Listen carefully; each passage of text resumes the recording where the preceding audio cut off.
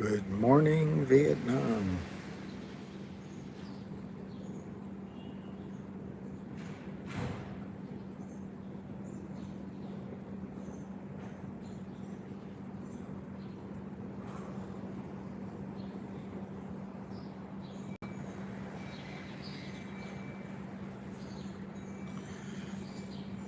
Good morning, everyone. Bernie Madoff. Yeah. I don't think I'm Bernie Madoff, but I can see anytime you have a Irish driveway and gray hair and a big schnoz, you can be confused for Bernie Madoff. Good morning, good morning. I actually don't know where, hey Max, good morning, Matt, good morning. Mr. Fonzie. The Chez Stones. Ham was awesome. He was on fire. Hey, Karen. I couldn't sleep waiting for you. I'm just teasing. Hey, Matt Hayes. I wasn't watching the price. Okay, 515. Yeah, the Grand Piano Home Companion. That's terrific name. Hey, Ryan. Good morning. Beautiful day. Gorgeous day. Hi, Malcolm. Everything's moving a little bit. Can you recap? Yeah, Ham. I'll recap the Ham call. Um, uh, he goes through everything pretty much the same as he does on every call, but the main differences here, he spoke about how he didn't expect that FINRA, the regulatory bodies, would be looking in. He didn't know about that announcement last night. He also emphasized that the company, good morning, Ruby. He also emphasized that GTII is doing everything to trap the shorts. He went into all the ways that the Kramers are they just don't have the ability to stand in this very long. Hey, Cam Noonian, good morning. And that it's hard to believe, but they're just small players. I'm trying to remember what else. He spoke a little bit about Finger, but stuck mainly to GTII. He emphasized that if you're trading in stocks on the over-the-counter and you don't know the company,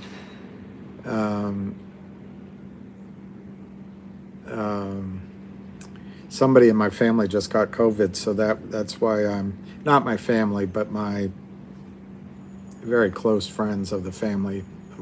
Anyway, that's why I'm distracted. So he just said if you're trading without a company like GTII working for you where you know the management, you're just going to lose your money. It's just, he said you can trade, but you just have to be so careful. Good morning. I don't know if that's a serious point, David Leaf. I think that's what it said. But and by the way, Dancing with Myself, Ham will be on at 3:30 today. He's going to watch it all day. He doesn't see how these guys can be standing much longer. There's pressure all around the street. He has one of his friends that's ready to buy, and Finger. They're actually trying to borrow shares, I understand, from anybody that owns Finger. Finger has an enormous circle. Finger has an enormous amount of shares that they shorted just over the last few days. But they have this company, Lynn Capital, so I'm not sure what the deal is there. I'm a little more confident in the trading of GTII. But Finger's a great company, so great situation. Anyway, I don't see any comments, so I guess I can have a sip of coffee.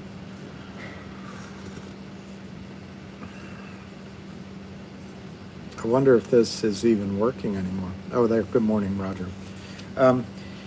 Let's just point out what's going on with GTII. How do you like my little jury-rigged thing?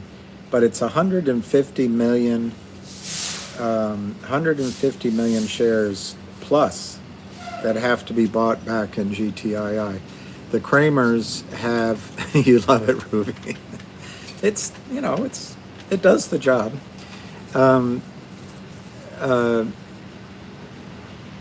Jewelry Affairs.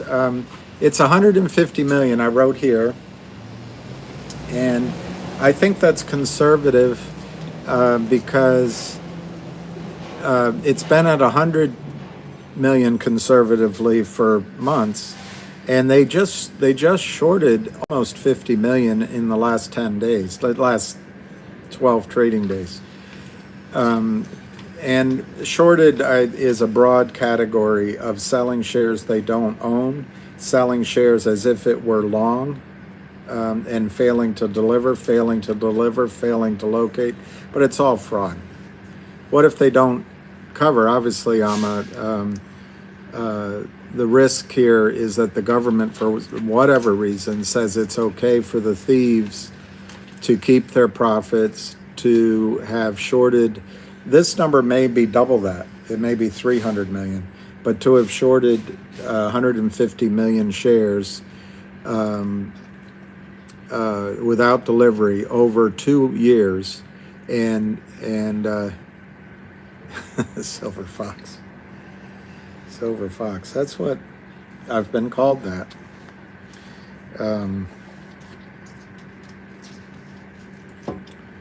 I've been called that. I don't know. I guess it's better to have white hair than none at all, huh? Gorilla, you might be a day later, a day short, maybe, but I don't think so. I mean, everything I'm saying is my opinion, and everything is not financial advice. But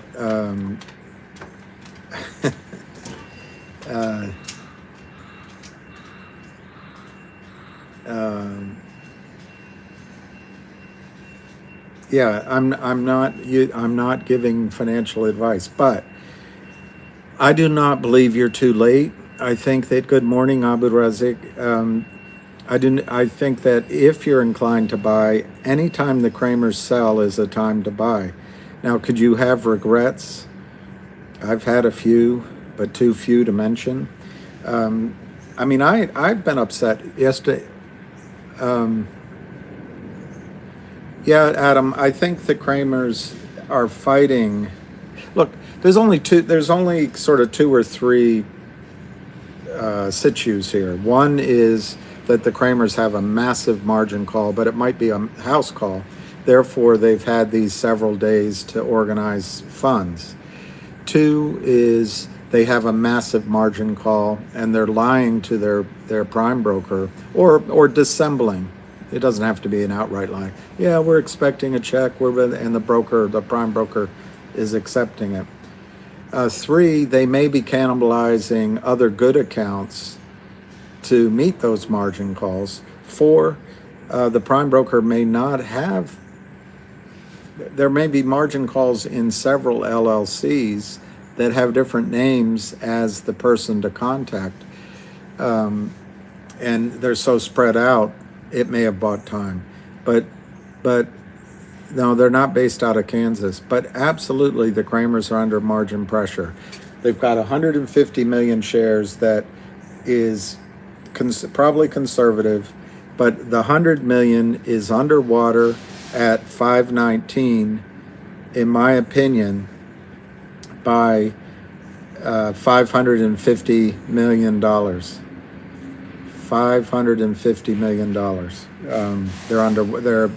They've have a paper loss. That's on 100 million. They've also sold this 47 million recently, and I think their VWAP, maybe it's around 5. I don't know.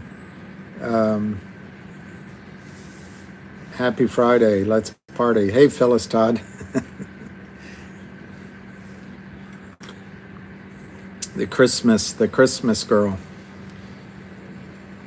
Makes no sense. There was a halt, but nothing was happening with the price action at the time. Heidi ho. IROC halted. Well,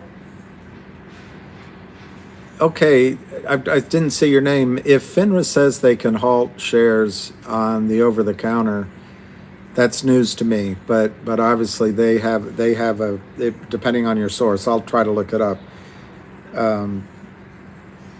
They have higher authority or knowledge than I do. But one reason stocks can halt, which is different than what happened with Reddit and AMC, is there can be order imbalances, and market makers and the market can put a temporary kibosh on trading just to get the imbalance sorted. Alan, Fintel, it's not Fintel, it's FINRA, but close enough. I think I know what. Paris Pizan buying 190 shares. I think that could make it. The spread right now is 515 to 519. 190 shares could make all the difference. I really mean that. I'm not being a jerk. Hi, Fahad. Good morning. Yes, we're all, it's a gorgeous day here in DC, and I think we all have to take time to recognize just how fortunate we are to be on this blue planet, green trees, birds, and stable weather. Yeah, FINRA. FINRA, that press release made it very clear that FINRA is asking and is engaging the company in a study of what's going on. Now, one thing FINRA does is when stocks go up, on high volume, they'll check on that. But remember, the company GTII notified FINRA. There was a count, believe it or not. There was a digital dividend, which was Shibu Inu, that was going to be offered to all of the shareholders of record. I forget what day. 4 coins per 1 share, but I think it was FINRA put the kibosh on it. But prior to FINRA saying no, we couldn't do it, GTI is not allowed to do it, there was a shareholder count, because the only way you could get your coins was to send in the amount of shares you have directly to the company via their transfer agent. So there was a count made by the company of how many shares are in brokerage accounts, are in your hands, vis-a-vis what's reported at the DTC. I don't have it here, but what a transfer agent will report to the company is if your shares are in your name and they're in your house, your name will show 10,000 shares of GTII on the books, on the DTC register. Or it's on the transfer agent's register. But all of the street name shares that are in your brokerage account are in DTC. For example, it might say 50 million shares E-Trade. Well, the breakdown the company doesn't get. So by forcing the count, they were able to see how wide the difference was, and they reported that to FINRA. And FINRA at that time was investigating it. So my answer is I don't know exactly what FINRA is doing, but it's clear they're engaged in an investigation of the shares here. Well, you would think so, Alan. 525, 530, 525, 530, 1.3.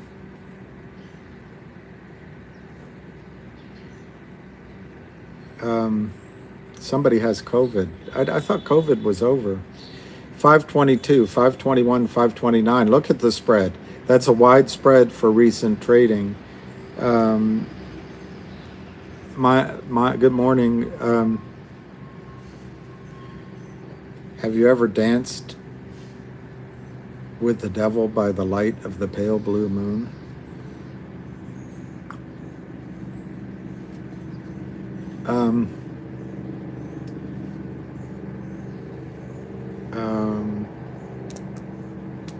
I forgot the question already.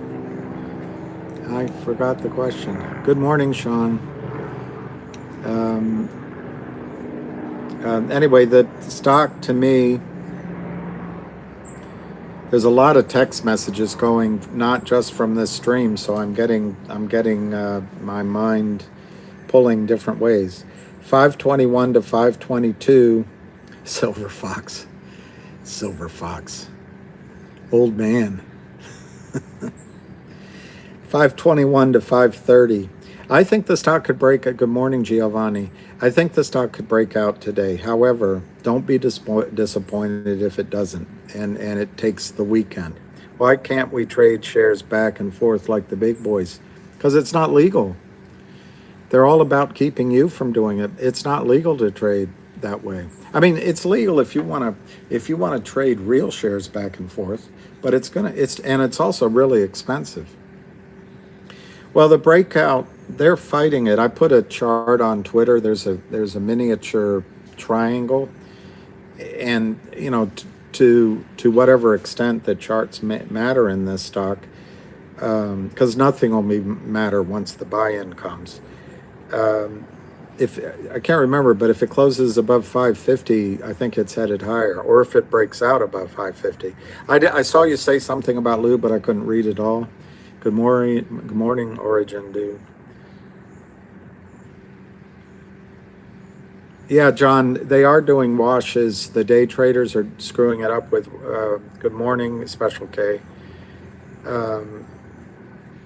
That's the oil zone in the Garwar field. Somebody I recommended that book to read, Special K. But a lot of it is, good morning, a lot of it is Ric Flair. A lot of it is organized, in my opinion, by the Kramers and the market makers to convince us, you, that the stock isn't going up and that you probably better get out. They have this shill Timmy Yikes on selling his investment advice, but apparently he organized, and I got that third hand, but he organized a short rate, a bear rate on the stock, and that's all to get you to get out, and it's been effective. I'm doing very well, El Kabong. No, big buyers don't necessarily buy on Fridays. The institution, but they might. But the institutional desks, the trading desks, they like to essentially go flat for the weekend because you don't know what the news could be, especially when there's volatile markets, financial markets, there's volatile geopolitical situations. Thank you. I appreciate you too. Payday on Fridays. Jennifer, that's a great name. Chill Bill. I used to have different nicknames, but I won't tell them all to you. There were some good ones. Up at there's a restaurant over, I don't know, 2 blocks, 3 blocks from me, and downstairs is a bar called Dido's, and it's just developed. He's just made it in this great. It's a nice place to go and sit, but it's all clean and upscale and it's crowded. Anyway, they used to call me the chairman when I went there, but it's been a long time since I went there. Hey, good morning from Germany. How do you say it? Good morning from Japan. Guten Tag, guten morning. Faith Racer, I'm reading it and I can't read out loud, but after the squeeze to buy back into the GTII, I'd love that. I think Guten Morgen. Um, um, I did blush when I asked a girl in college. I got the courage to go up and see her after weeks, if not months, of being afraid. And I went up to her to talk, and all I could say was hi.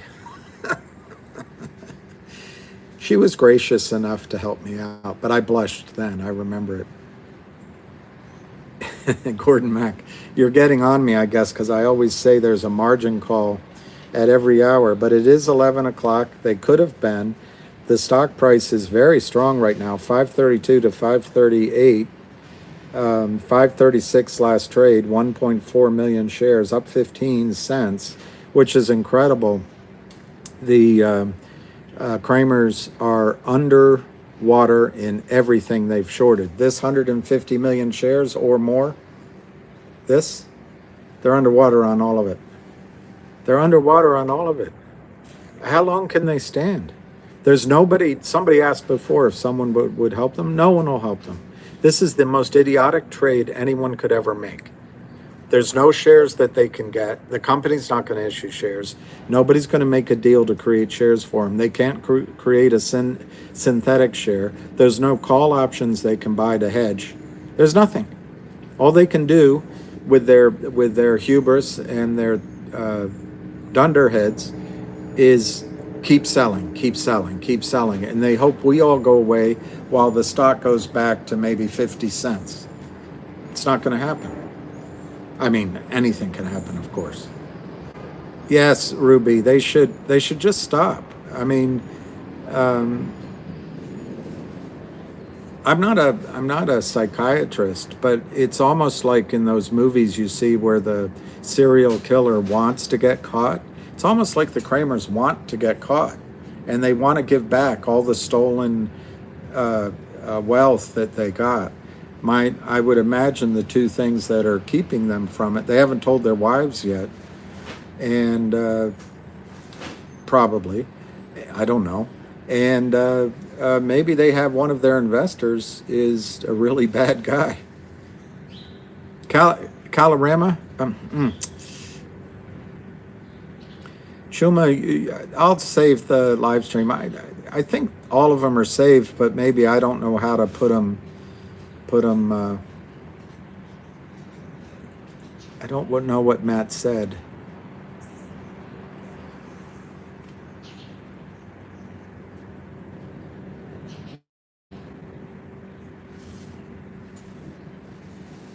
Rob, if there were rumors, the question is, would I hear if the Kramers were getting help? If there's rumors around the street, I usually hear them, and it's not because I'm particularly better connected than any of you. It's just that a lot of people, that Timmy Yikes says in his messages that you better prepare, and it's embarrassing that you haven't done your homework, or however he says it. Well, I've been in this trade for almost 2 years. I've met most of the principal players. Their girlfriends might know. Yeah. Their world is falling apart. They, at least Kurt Kramer, I'm not going to say he was a loser on Wall Street, but if you switch firms 7 times in 2 years, there could be reasons for that as a what is it called, Series 7 license. I didn't say I had such a small position. I said I have a small position for me.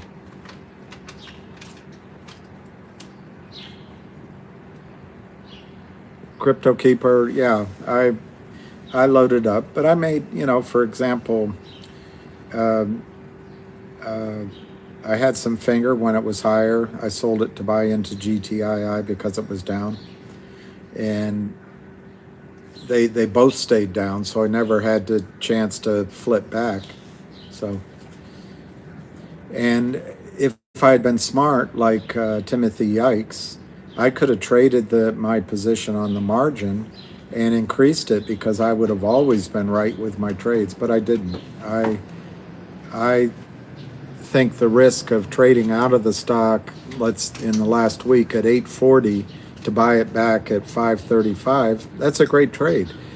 But when it was 840 or 899, you didn't know. 899, are you out of your mind? I didn't know, none of us knew that it would pull back, because when the margin call, when the buy-in comes, not so much the margin call, the buy-in comes, the prime broker will not allow the Kramers to sell any more shares, and the prime broker will start not the salesman side, the compliance side, the operation side will enter in the buy orders, and the stock will leap, and you'll never have a chance to buy back in. Yeah, Jay froze. Some people do have too many, and yesterday. Who's Cosmo? Is there a Cosmo Kramer? Oh, you mean, is that a Seinfeld reference? Noblesse oblige. What language are you guys typing in?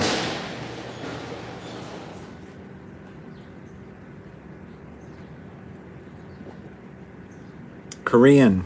That's awesome. That is awesome. How many people speak Korean in the world? That's amazing.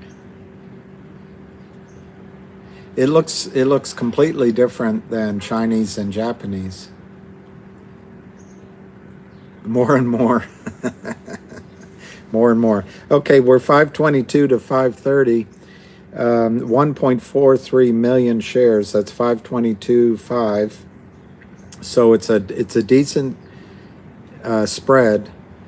Most Koreans, I'd say.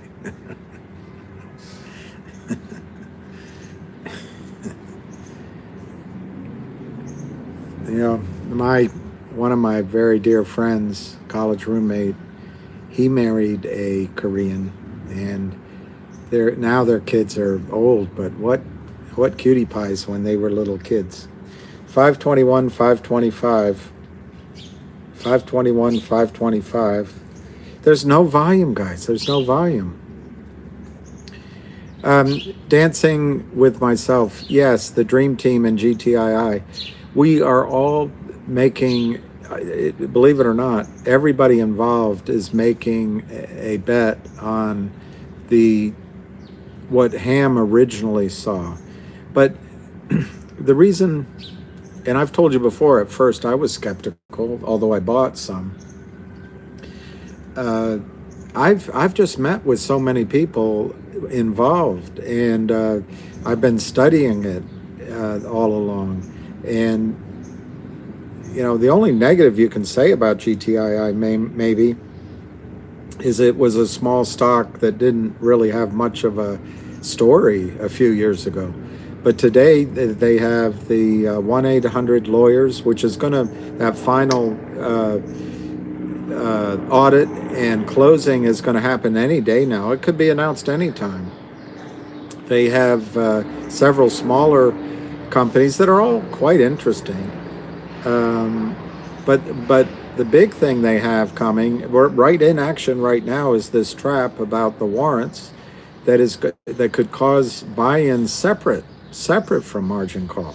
Just a completely different situation where a TD Ameritrade, a Fidelity, a Schwab gets too many exercise requests, and to limit their risks, they go out, again, it's in the error account, they go out and they don't care about the price. They go out and buy shares to cover those warrants. Of course, they could commit fraud if they wanted to and just create shares.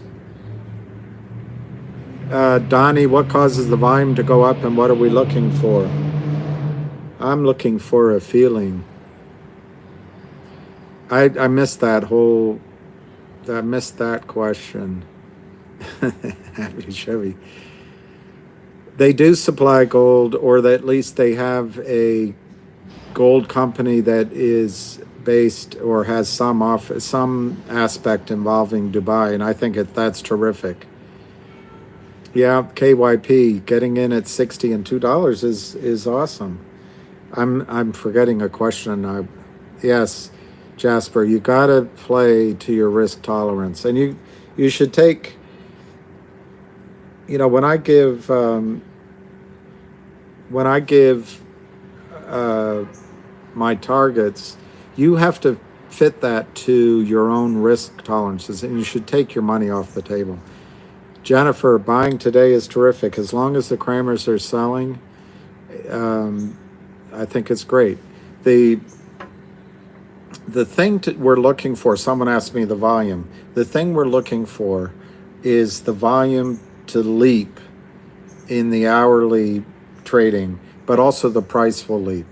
And once that happens, I feel like I've done my job. And then you have to pick your prices that you sell because it's just going to go up.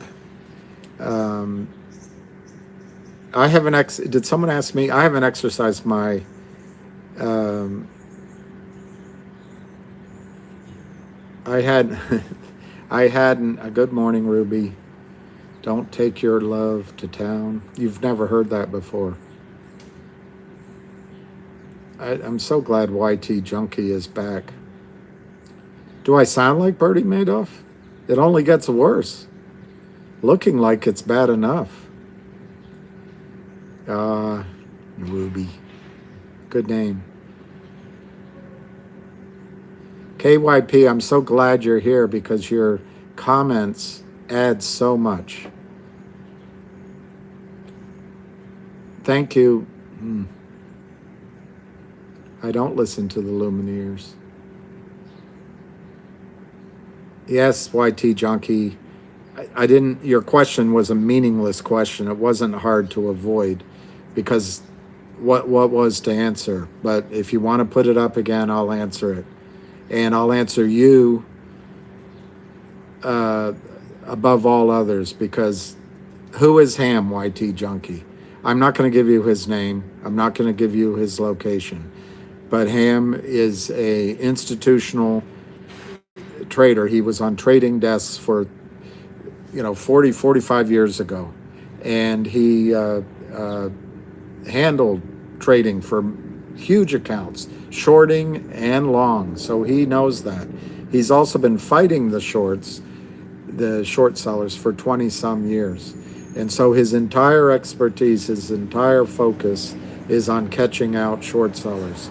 And in the case of GTII, he's been following it for 2 years, and the company is listening to his wisdom, what he sees. But it's not just him. There's I would guess 100 Wall Street pros that are involved in this stock.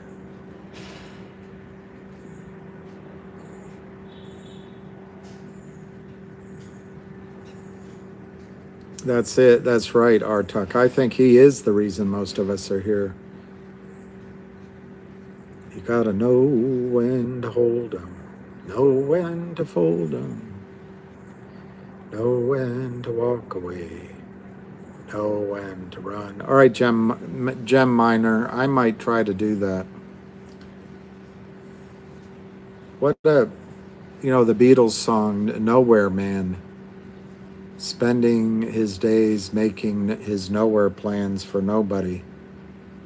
That's what's, yeah, Lou, I listened to some of Lou's, yeah, I'll go, what's my favorite song? I don't know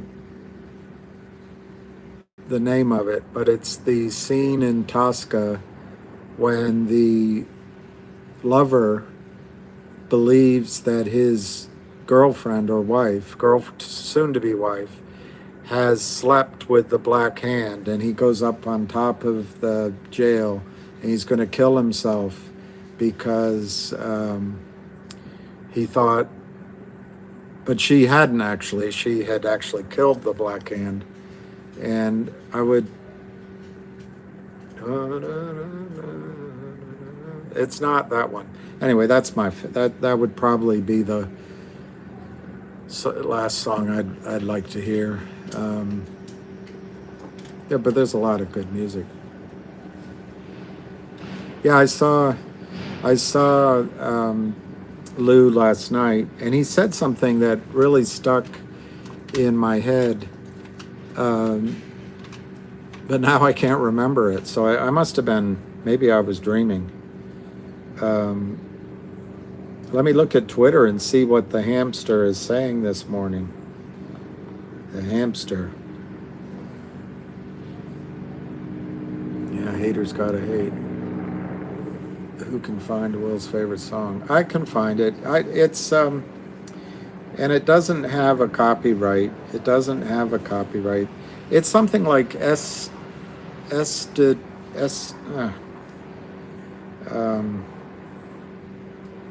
Tosca, aria.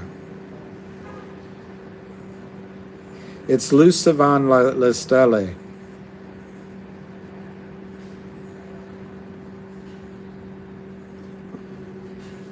It's this one. And it doesn't have a copyright problem. It's Puccini.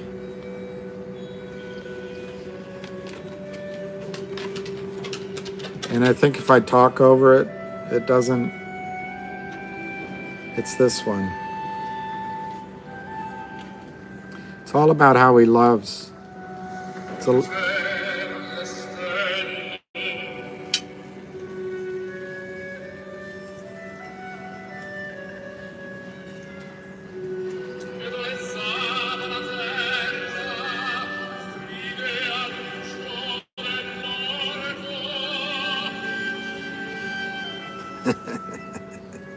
Luciano Pavarotti.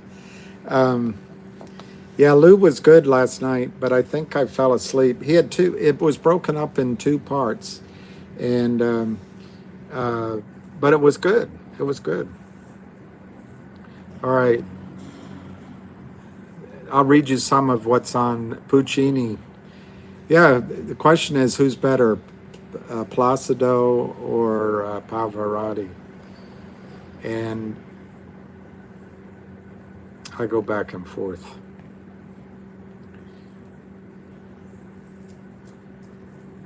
All right, I'm looking for what Ham just said. I can't find anything that he said. There's FX Trader who is, one of the, he's our opposition.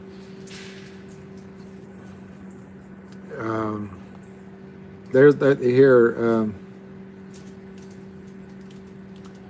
That's just, that is incredible on Finger if it's true. 86 million shares short. That all happened. That means 80 million in the last week. That's got to be, I mean, these guys must think that they'll never be caught, that the feds will never stop them.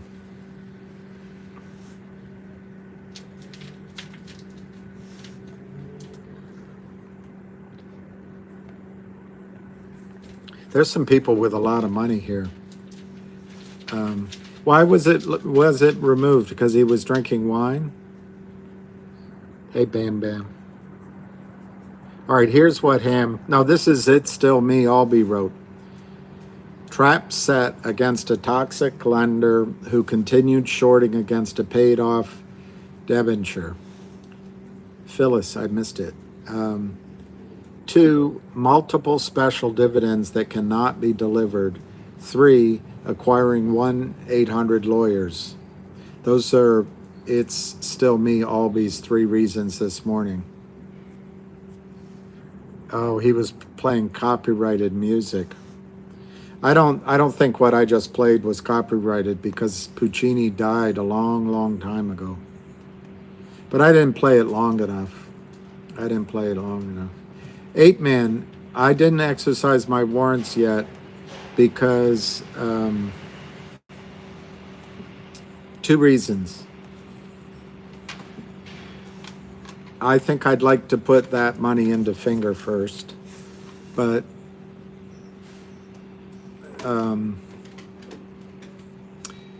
it's not the only thing that I haven't gotten done over the last week. I've been focused on doing these calls. But I did put my warrants into the transfer agent, so as soon as I wire my money, the warrants will be exercised and they'll come back out.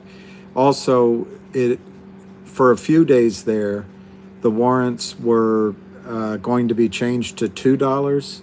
So I didn't do anything waiting for that to be sorted. But I think as of Wednesday, I'm confused. As of Monday, they said that they're going to leave the warrant price as is. So I guess I've just procrastinated, but I will do it. I will do it. And a lot of my friends are doing it. A lot of people are doing it.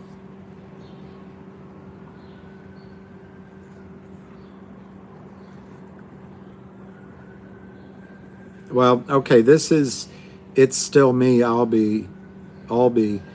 We've lost all buying pressure. Not even a million traded to there. He or she is very disheartened.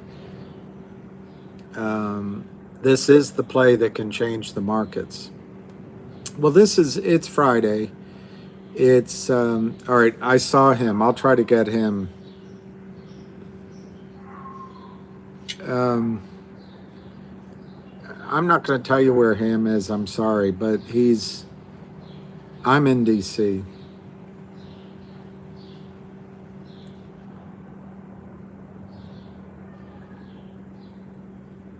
Yeah, Puccini, I think, is okay. Nesundorama. The feds, KYP, the feds have let this. Yeah, Finger is going to be volatile. Okay, here's somebody else. This is again. Wow, talk about posting. It's still me, Owlby. Sorry, Owlby.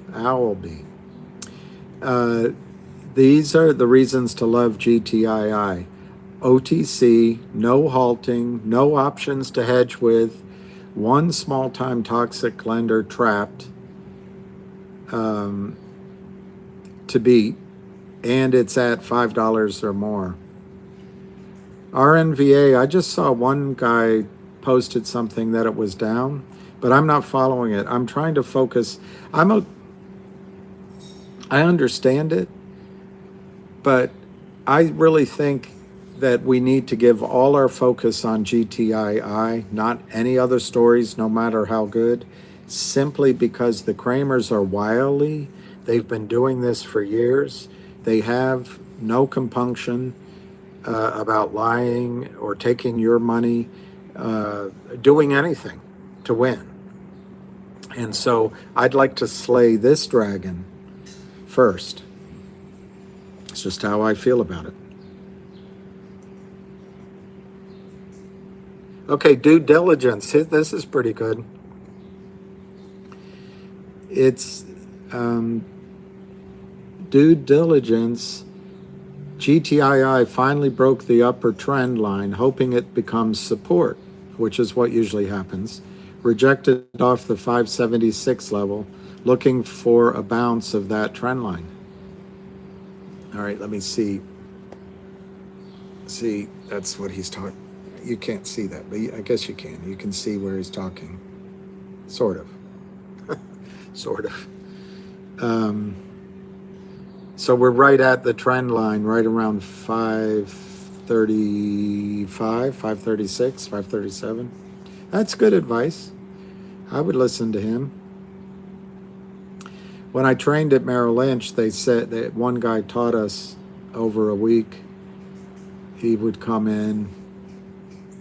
He was pretty good. I forget his name now, but he would teach us that what you need to do is listen to several analysts and study them and have different sources of information and be ready to follow one person who has a hot hand. Finding the dip. GTI is up 2.5%. I don't see anything from him.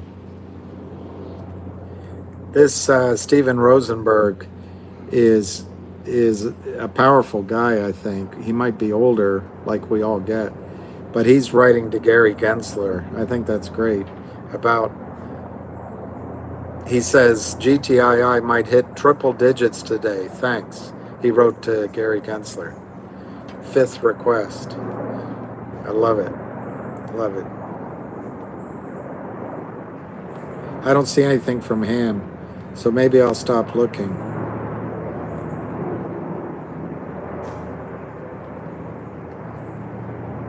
So I don't see anything.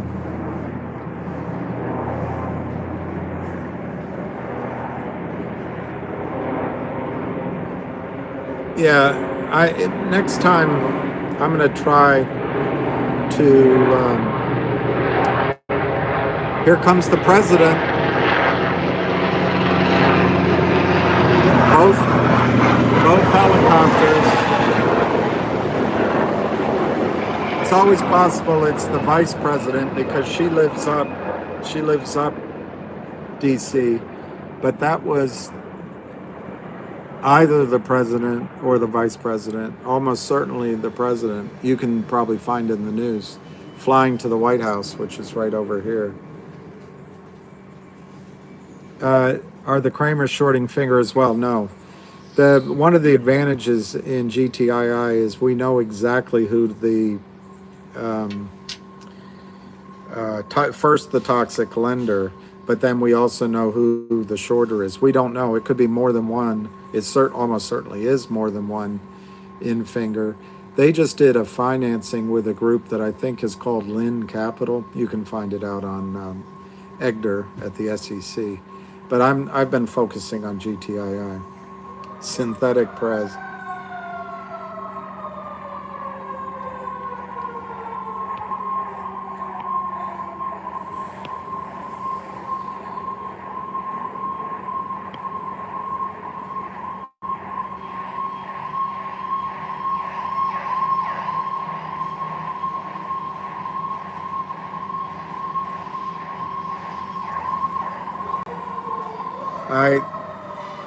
I just timed him out, I think, and I hope I didn't hit anybody else. But I'll try to block him the next time it comes up. I just hit what button I could. Yeah, James, the sirens, this is, there's about 3 or 4 main north, I think it's north-south boulevards, but the White House is down there, and so there's all sorts of government going on. Plus, DC's got their own business.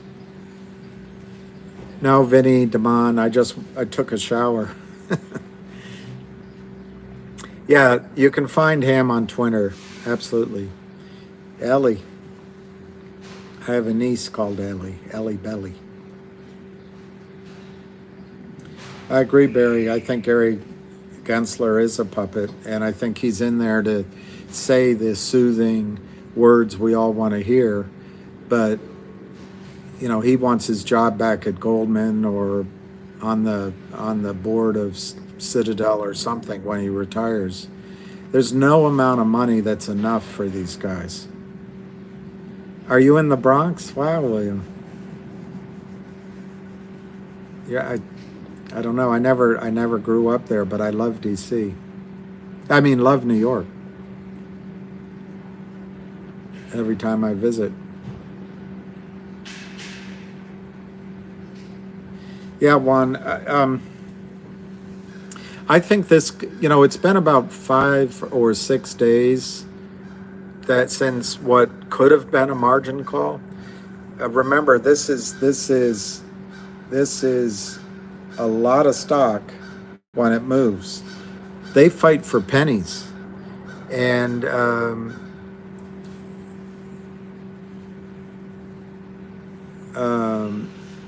that's a lot of stock, Randy. 1 million shares of RNVA. That's amazing.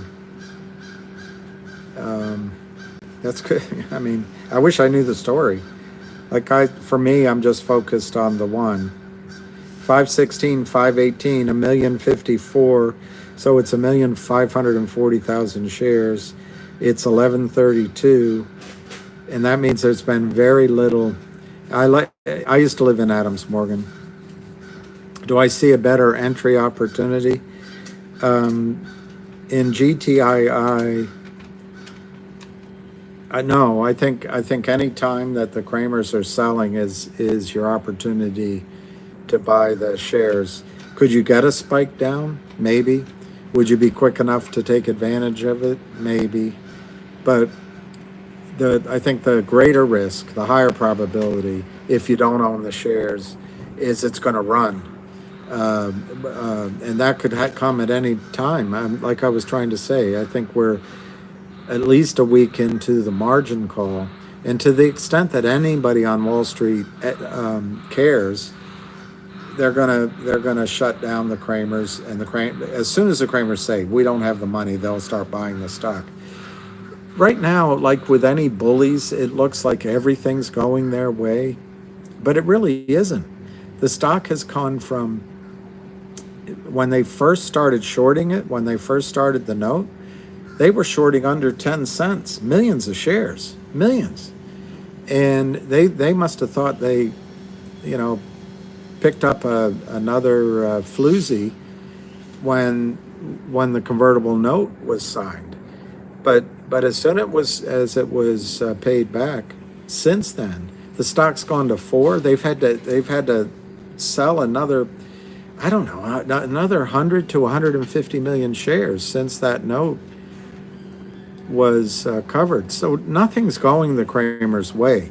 It's just that the Kramers believe that if they keep selling and just keep selling, ignore the fear in their gut, ignore everything, just keep selling, eventually, by the preponderance of selling, everybody will go away and the stock will go down and time will go by. And worst case, they sign a settlement with the SEC saying, we didn't do anything, you didn't do anything. It's the definition of insanity, except, Ruby, it's worked for them. Frederick, I don't know. They may have put up personal collateral. There were rumors that they were selling their homes. There were rumors that they may be hiding assets themselves or in their wives' names. These were just rumors. I could never confirm it. They hired Gibson Dunn, and I'm sure, I don't know enough about the laws, but there might be a period of time that has to go by before Gibson Dunn protects them, if they're hiding assets, I mean. Maybe it's 6 months, maybe it's 90 days. I've often wondered if Gibson Dunn is trying to make a global settlement for the Kramer brothers in cooperation with the SEC and the authorities. But so much time's gone by, I guess maybe that hasn't happened. What they're doing is illegal and criminal. We're at 520, 521, but no volume. Ms., my man, I know, it feels like we can never win. But Jean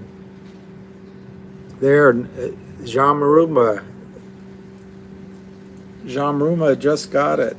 I should have written it up here, 45 million share float. And of that float, some of it won't trade right away anyway. Giovanni, I don't know how much it costs them every day. I think to the extent that they're actually short shares, it's very expensive. If they've sold stock long that doesn't exist, that costs them money, but then there's a free credit balance that's earning minuscule interest to offset it. But on a monthly basis, they're probably spending at least 100 to 150 grand a month to just maintain their accounts, which is just coming out of the proceeds of what they sold. I would say if they're actively using Gibson Dunn, that Gibson Dunn could easily cost them $250,000 a month. And to the extent that they're borrowing money or borrowing shares, I don't know. Just as I'm talking to you, I think they could be spending 3 to 500,000 a month. Okay, 520. Thank you, Mr. DNB8. 518 to 521, but no volume. It's still 1,550,000 at 1137. Isn't that amazing, the borrow rate? I heard from somebody on another stream, another chain, that they're paying a lot of money to borrow both Finger and GTII. Yeah, a lot of the outstanding, Frederick, 150 million is more than half, but a lot of the outstanding cannot be traded. Uh, it's I don't know what word to use, but it shares that, you're right, have been authorized, have been issued. But most of it, I don't know the time frames, but most of it can't be sold, at least not down here. New name. It's an interesting point. Do you think they can create a dark pool in an over-the-counter stock?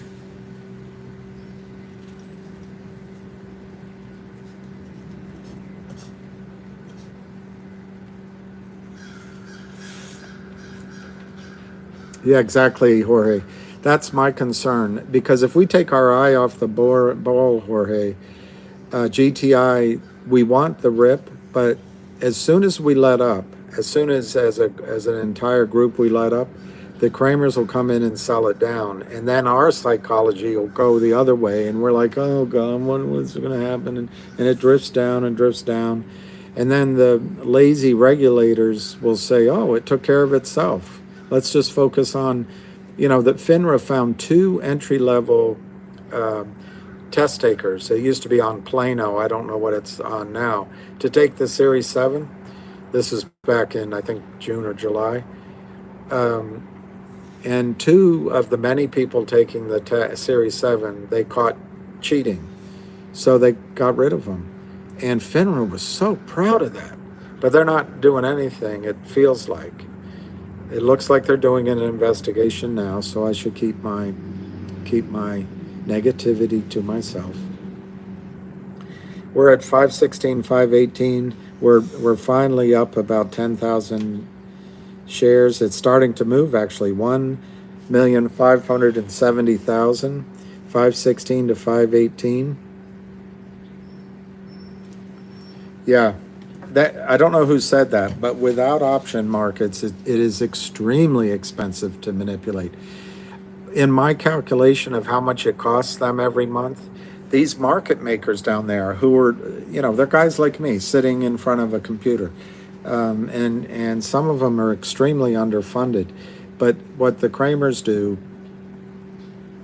or that boiler room, they'll call one against the other. They'll get one to sell, and then or they'll spoof, and then they'll swap. But the Kramers very likely are guaranteeing that they make money on these trades. So I don't know what would be a good example, but maybe somebody shorted stock on their behalf a couple of days ago. The stock's now up. So the Kramers will try to engineer a rundown cross stock from their account into one of the Kramers LLCs. And then it's essentially giving money from the Kramers account, but ultimately I think the prime broker will pay it, maybe 10 cents a share.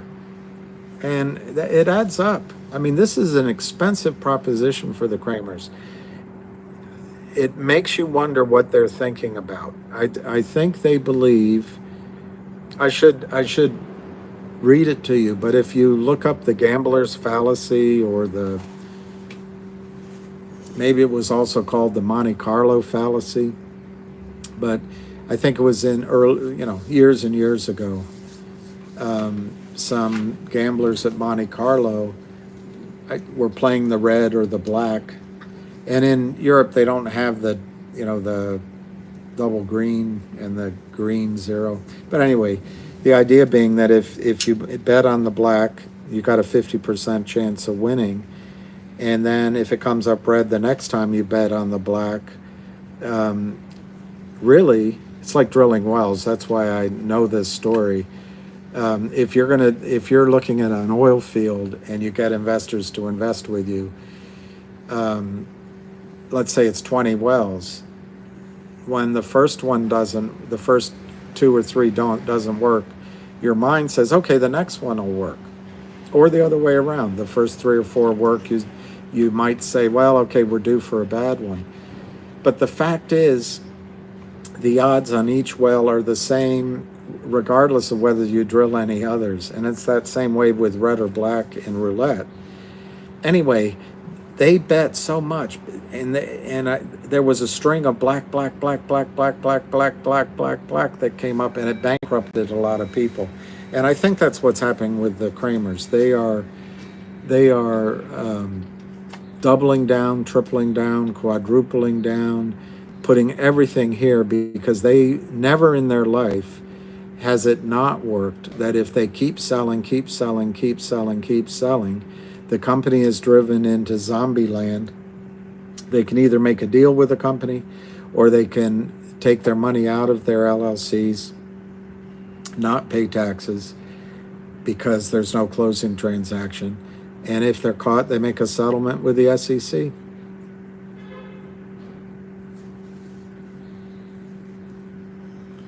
The DTCC has trillions, that's right.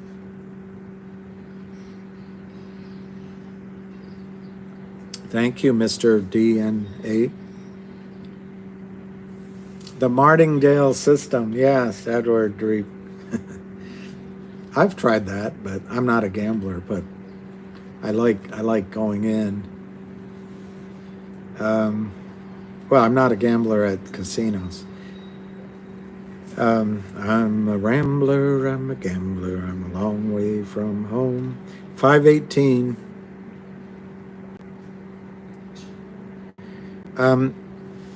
I didn't see who that was. If the Kramers are only shorting GTII, how about the other companies the Kramers are? I think there's 2 ways of answering that. Are the Kramers making money on the other stocks they're shorting? I think absolutely, and maybe that helps keep them alive. It also keeps the market makers friendly, because they're giving the market makers other order flow. Could some of these other situations be a good place to invest? That's the other way to interpret your question. Yeah, but you got to make sure that the company's management won't strike a deal with the Kramers to cap out the upside. Good morning.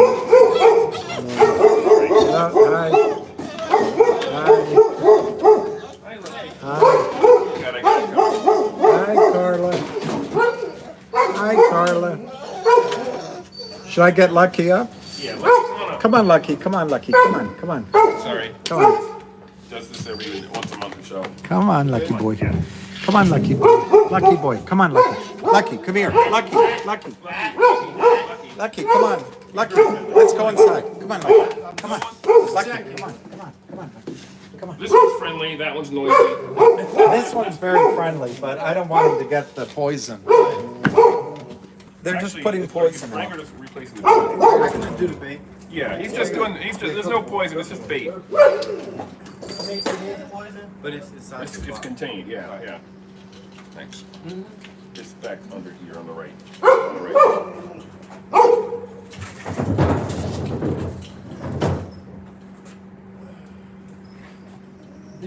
Busy day. Better than the opposite, right? I'm gonna have a slow day on Friday. I get you. Well, next time you come back, we'll have you do the spray at the foundation level. Leave you locked in. Oh, Oh, Carla. Hi, Carla. Carla, stop. Hi, Carla. Carla, stop. Hi, Carla. You're a good girl. Sorry about that, Will. It's all right. She's just doing her job. Hi, Carla. Hi, Carla. Thanks for bringing my cam back in. Sure. I checked yours, I didn't see it. No, there wasn't, but. All right. Yeah. Who needs?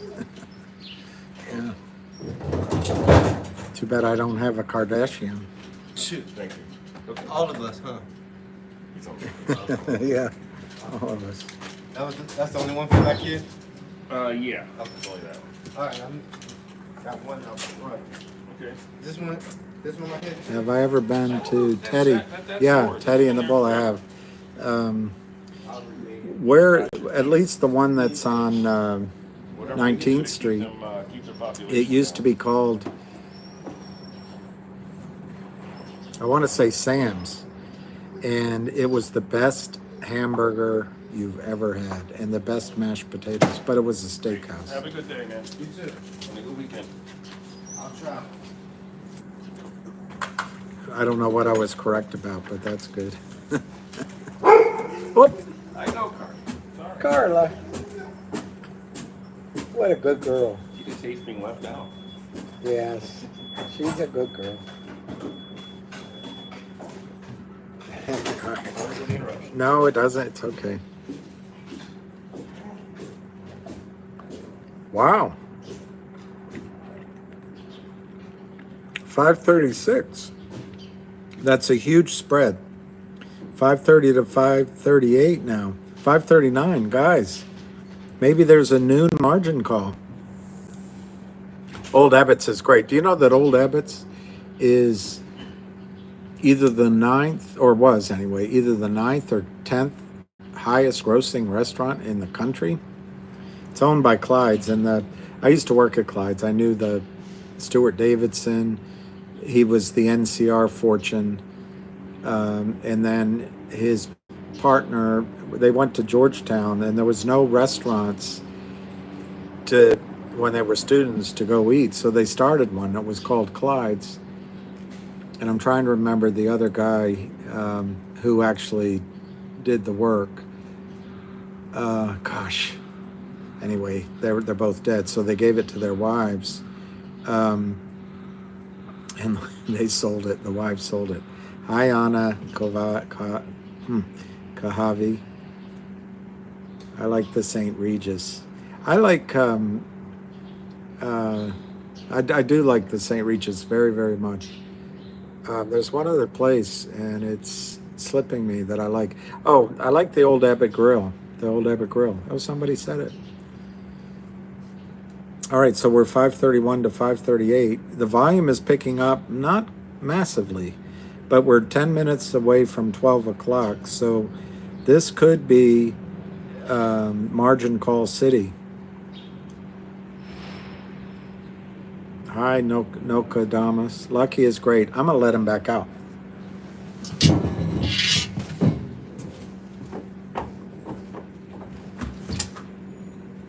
You can come back out, Lucky boy. Here he comes, all happy.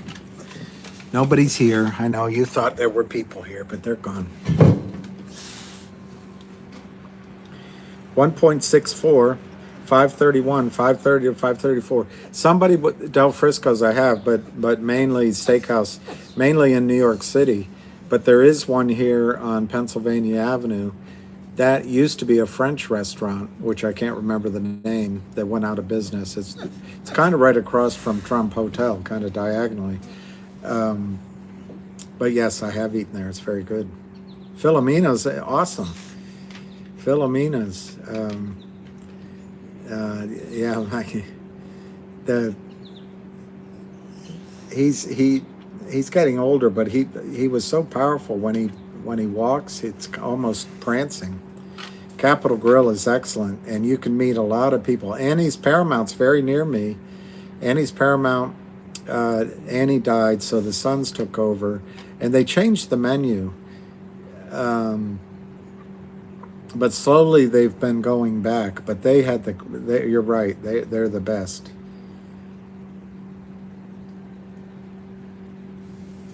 Yeah, Capitol Grill and Del Frisco's.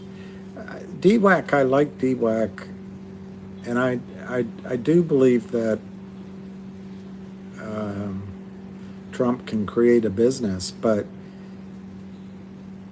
Elon Musk, I don't know what he's doing. I think Elon Musk has overpaid for Twitter.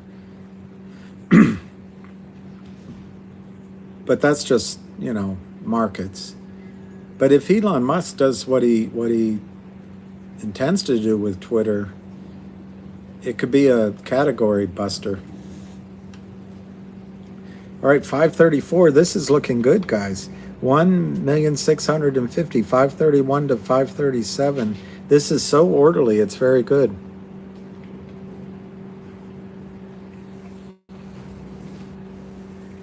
That's a good point, Papa Frank, about it running if he ran again.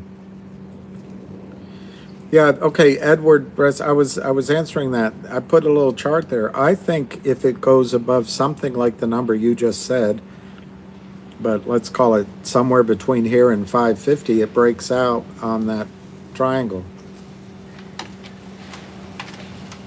Yeah, warrants, Akira Nova. Warrants are something that everyone assumes everyone understands. Warrants are basically a contract that allows the holder to buy the underlying stock at a set price, a fixed price, for a period of time, usually longer than a year. But obviously, as time goes by, it can be less than a year. They used to be an alternative to, when you were recommending investments, it was an alternative to call options because call options only went out 9 months. Well, now there's all sorts of other products. Calls go out longer than 9 months. They go out, in some cases, I think 2 years. I don't know if they go out 3 years. And then they created leaps, which are something appreciation, long-term. Anyway, leaps are for long-term trading. So there were alternatives, but warrants are also given when financings happen as a unit. So when you come in and you buy shares in an offering from Wall Street or from some institution, instead of buying just a share, you might get a warrant per share or half a warrant per share. It's like an inducement to invest, but it also gives the overpaid wankers a way to make some money too. So anyway, where the gray area of Wall Street is when these financings happen and there's a whole series of warrants issued. People like the Kramers get a lawyer to write an opinion letter, and the Kramers then start shorting stocks against those warrants. Now, lawyers think, oh, they're limited to X amount. It's just once they have that umbrella or that cover, they sell as much as they want because they can use that letter with different prime brokers and different. Anyway, it's bad news on Wall Street because short sellers abuse it. Now, in the case of GTI, why it's great news, they set up these warrants at $2.75 to use a specific, and they expire, I think, in April of next year. You can exercise them at any time, but the process by which you can exercise these is through the transfer agent. So specifically, you have to do it with the transfer agent. You can have your brokerage firm do it, which is, I think, how they normally do it. But the idea is, right now, you could call Fidelity and say, exercise my warrants. You send $2.75 a share to Fidelity. Fidelity takes your money and just puts a journal entry in your account, which is fraud. I would argue they do this kind of fraud somehow on a big scale. But in this case, the idea is that if we all exercise our warrants at a similar time, it's going to put pressure on all these brokerage firms that do not have real warrants and put pressure on the Kramers, which I think is happening. I left that out of this number. The Kramers have 10 million, maybe, we don't know the exact number, 10 million warrants that they are short. So then at 275, they're underwater $2.50 per warrant, in addition to the shares. So I know I'm not being clear. The two traps in the case of GTII is that the warrants are in the money, so people are exercising them. So it's going to catch out the brokerage firms who just put IOUs in their clients' accounts. It's also going to give cash to the company that allows the company to be strong.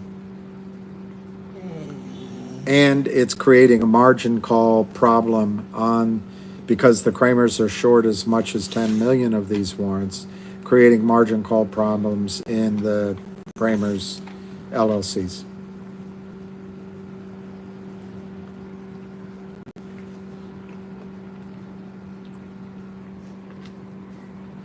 Let me see what the hamster said.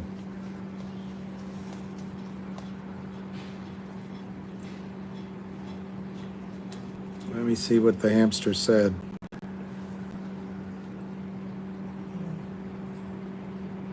Hamster said February 6th.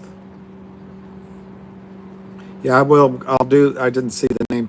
I'll do the Shibu Inu, but let me read this.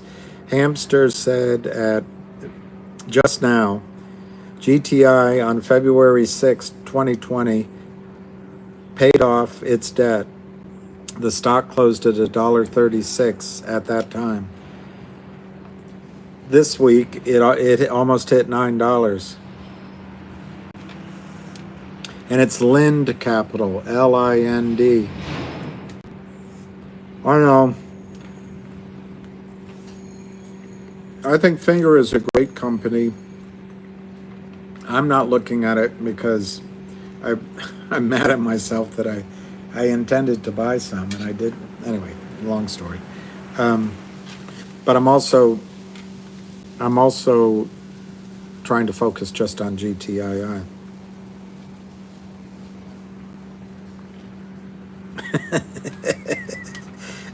Here's a post on Twitter.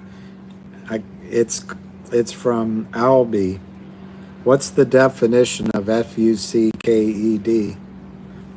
A 1,000% cost to borrow in GTII. Maybe that's what we should do. We should just take their interest. No, I'm kidding.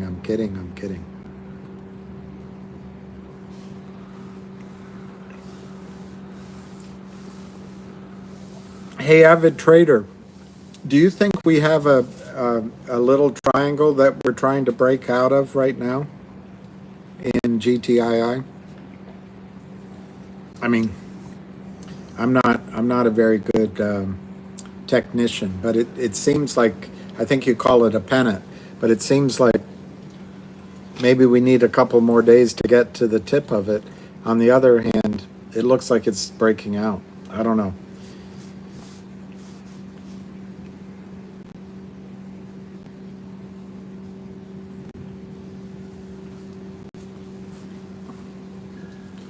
I don't know RNVA.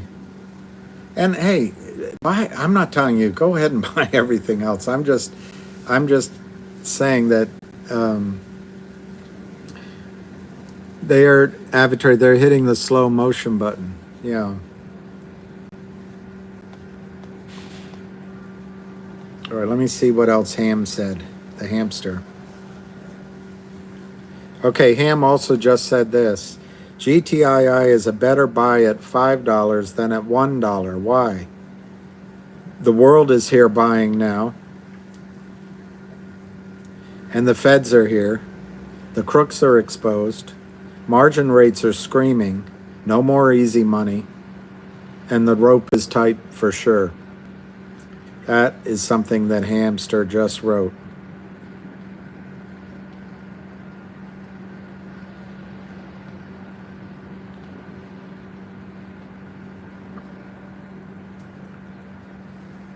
Right, Danielle, when you put in, Nunez, when you put in a limit order, a GTC or day order, they're both limit orders. By definition, a GTC is a limit order. During the day, you could sell at market, but not on an over-the-counter stock. So the only difference from a limit order and a GTC order is a limit is this day. The GTC is also a limit. It just goes for 60 days. And yes, you should put it up at a higher price.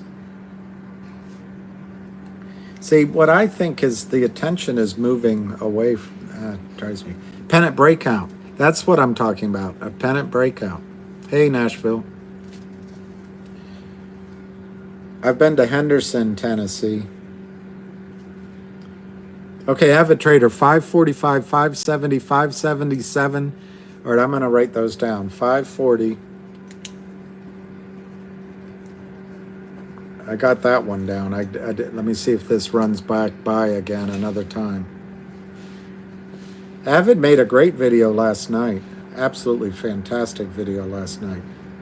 Okay, 570, 577, and 620. All right, wouldn't it be great if we got 620 today? They can't handle the heat. Thank you, Avid. That's awesome. So 540 would if it I don't know what time frame he's using, but let's say it's a 15-minute chart.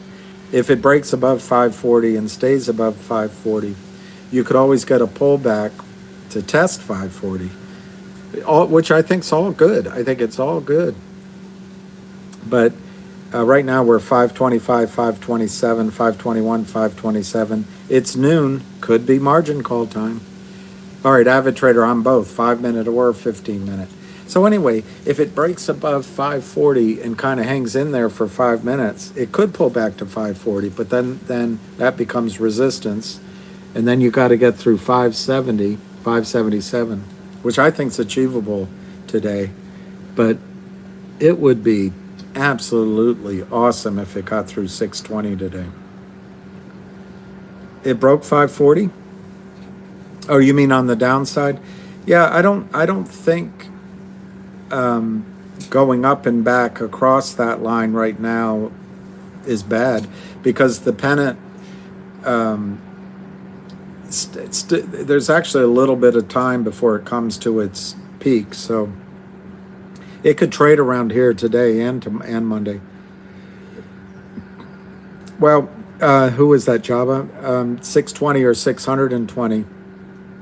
I'm actually one of the people who believes that the stock GTII can go really high. So I think you could see 620, but the odds of the much higher numbers go down a little bit anyway. And hopefully by the time it gets there, you've already taken, they might be Fibonacci retracements. What I was doing, I just saw you had higher lows, and then what would it be? Lower highs, creating a triangle, and that makes a breakout. It might be along the Fibonacci numbers. I don't know.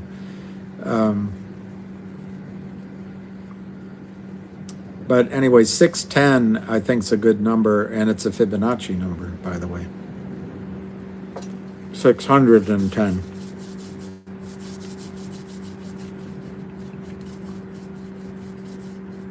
I don't, habitual line, is AMC going down? Lou made a good case to me. All right, I think we see 570, 580 if we break. Okay, Avid Trader who knows how to read, if he thinks if we break over 540, we see 580, which is awesome. And what's really good, guys, is this whole day, it's so orderly. We go up, it pulls back a little bit. We go up, it pulls back a little bit. It's just fantastic. 522, 528, 522, 528, 1,700,000. So it's more volume, but it's not huge volume. 522, 526. Monday's a holiday, Leanne, but not for the markets.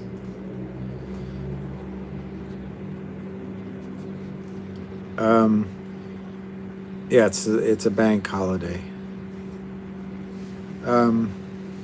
Yeah, Lou made a really good case why the shares would go down. So thank you, David. Really? Really? Leanne, really? Monday is Thanksgiving in Canada. Really? Thanksgiving in Canada.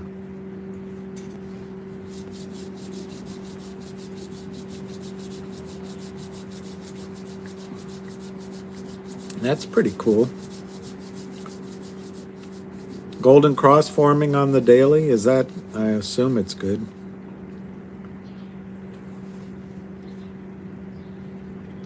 Boxing Day is the day after, anyways, day after Christmas. 525, 528, 1.71 million. 528, 525, 528.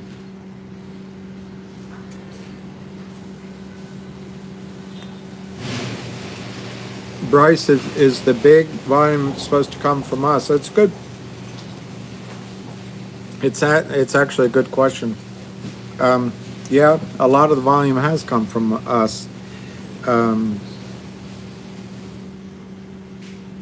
But no, I think there's a professional buyer in there. That's just how I read it. Because if it was all coming from us, I think there would be spikes and pullbacks. Yeah, Michael, I would love a 2 o'clock margin call. Now, my hands aren't itching. I didn't see the rest of the question. Yeah, you would use good till cancels when selling, Dr. Funkaroo, because a couple reasons. One, you'd have to keep entering day orders if you didn't. Two, you want to try to get higher prices. I mean, that's why we're here. There's no guarantee, but that's why we're here. And you could be out shopping when it ran. Yeah, thank you, Papa Frank. That's what Avid Trader just said, that it could go to 580. So you guys are smart. Yeah, Lucky was scratching, but I don't see him now. He stopped. He's just sleeping right there. I think 580 would be awesome today. Lack of volume is, I mean, guys, 3 weeks ago, this would have been huge volume.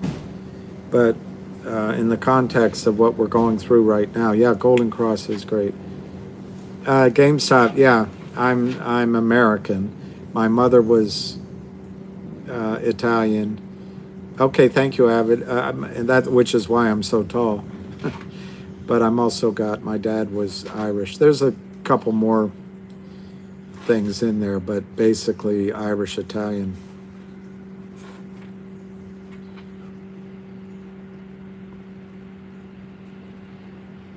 That's right, David. I asked a question about warrants. Okay, Kai, I'm not sure if I answered it because I rambled on and on and on about the warrants.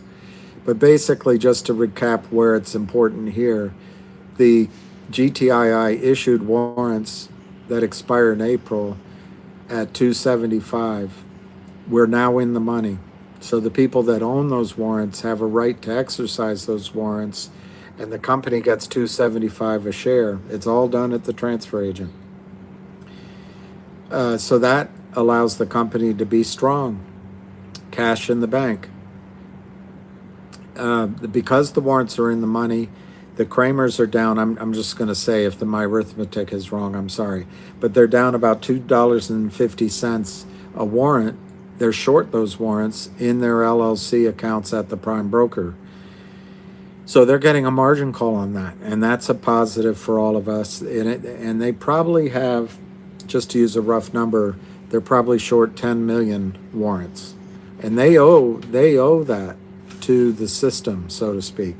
And then finally, the brokerage accounts, TD Ameritrade, Fidelity, Schwab, you name it, wherever all of you all have your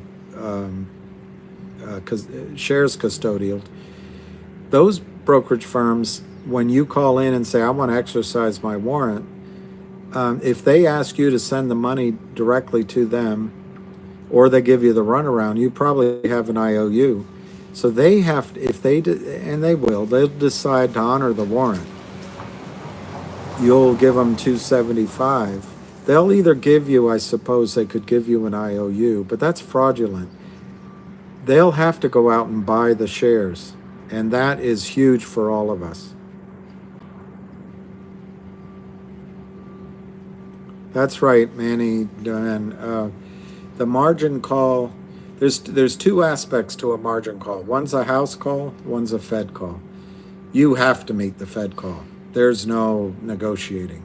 Fed call is 25% equity, and if you fall below it, they'll sell you out there right then. But a house call can be anything depending on your, all sorts of things. It can be anywhere from 30% equity up to 50% equity in a normal account. Yeah, now we're looking for a 1 p.m. Thank you, Phoenix. We're now looking for a 1 p.m. Margin call. Oh, Chippy 2Y. In order to qualify for the warrants, in the case of the $2.75 warrants, I don't remember this specific date, but the X date was, or the record date was sometime in April of 2021, I think.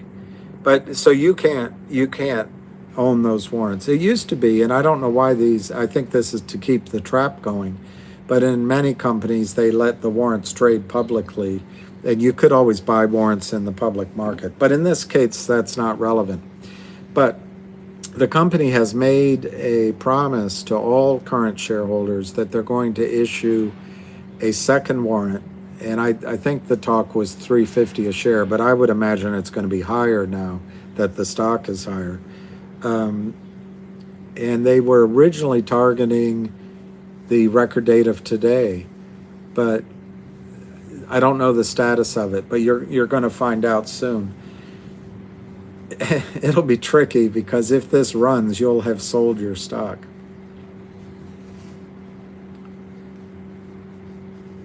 There's avid traders saying yes, but I don't know what to what. Yeah, Christian Walters, you ask if there's any way they would not cover the margin call. And in reverse mirror, for the last 18 months, they haven't bought in these shares. But yeah, Matt, sorry, I'll get on the Shiba Inu. But anyway, going back to can they just choose not to exercise the margin call? I suppose as long as it's in the house range, they could do anything. I think this Alpine prime broker is very weak, so I wonder who is backing them. But if they get into the Fed call, or if the risk gets massive, I think we're there. There's another side of Wall Street, and that other side of Wall Street is we don't want to have this risk. We're going to move on from this losing trade, and we're going to close you out. And then two things happen. They close it out, and they don't care about the price. It's in the error account. They buy it at whatever price. But the other thing that happens is there'll be front runners. There'll be Wall Street sharks that buy in anticipation of seeing one of their prime brokers or one of their compatriots lose everything. They'll have greed instead of fear.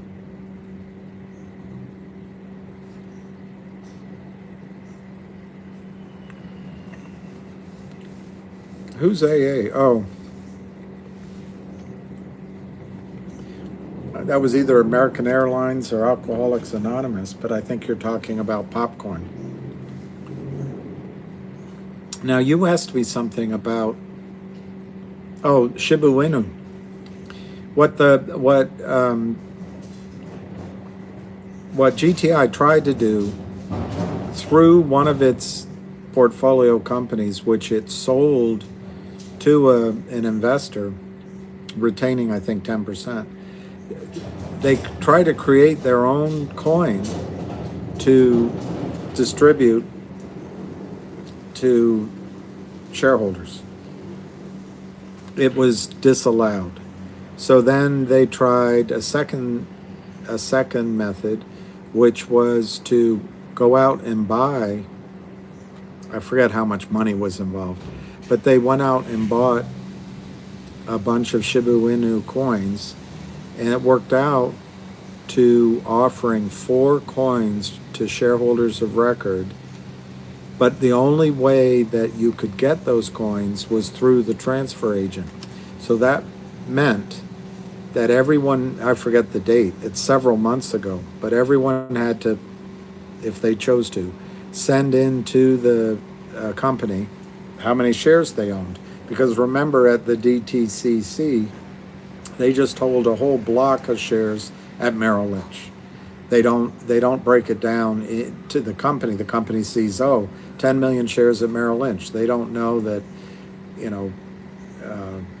Jasper Reed owns 10,000, or Dober Tabu owns 25,000, or this.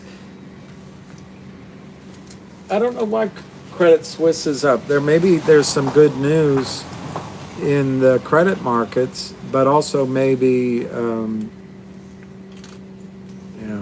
going to try to tape that. I don't know the answer.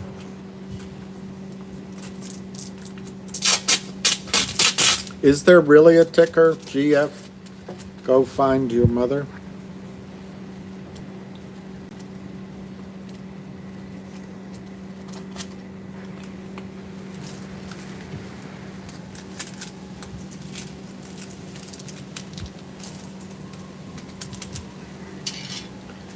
I love my show and tell.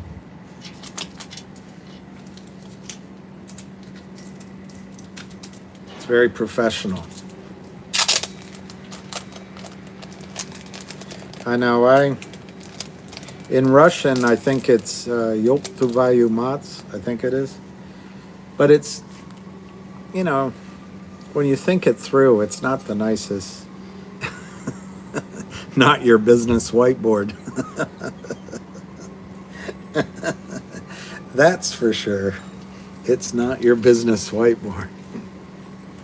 So anyway, on Shiba Inu, the FINRA ended up denying it because there was no CUSIP number and they couldn't track it. So it's back to the drawing board. And what the company's now trying to do, and this is why it's really such a great alliance to be with. They're trying to issue additional digital coins, and I'm just not. I don't have the vocabulary in the digital area, but they're working with. I want to say it's called T0, no, T3, T0, T. They're working with a company that creates these coins or trades a market in coins, and that's all pending. The only Russian I know is Vodka. I knew her mother. Yeah, SHIB is still on the website. That might be for full disclosure. It might be they just didn't take it down. A Fed call or a normal margin call, we don't know because we're not privy to the accounts. But it's just pretty simple. A Fed call, well, at least on the retail side, I'm sure it's the same institutionally. It's 25%. Once your account gets to 25% equity, margin works great when it's going your way, but when it goes against you, it can really destroy the equity in the account.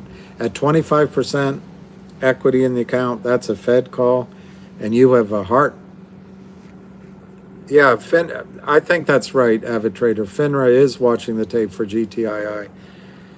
And I think to be short, to be the Kramers, imagine their weekend. All of us, we can worry, but we're not on margin. We don't have margin calls. Yeah, yeah. We don't have it. It's going to be a long weekend, Avid Trader, for the Crames. A really long weekend, and you got to wonder how long does their team stay together, because these are going to be big numbers fast, and watching the tape means when I got in the business, and if you remember any movies like Trading Places, but I'm trying to think of other movies that it might be there. Even old Westerns used to sometime have it. In the room, there'd be a ticker, and you'd see this tape running through it. That's where it came from, watching the tape. It was telegraph. Ticker.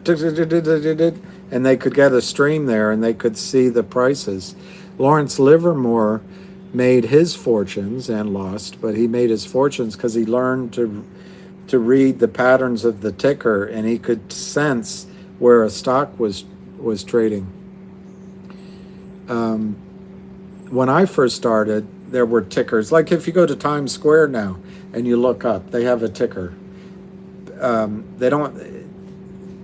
It's not really tape anymore, though. It's electronic.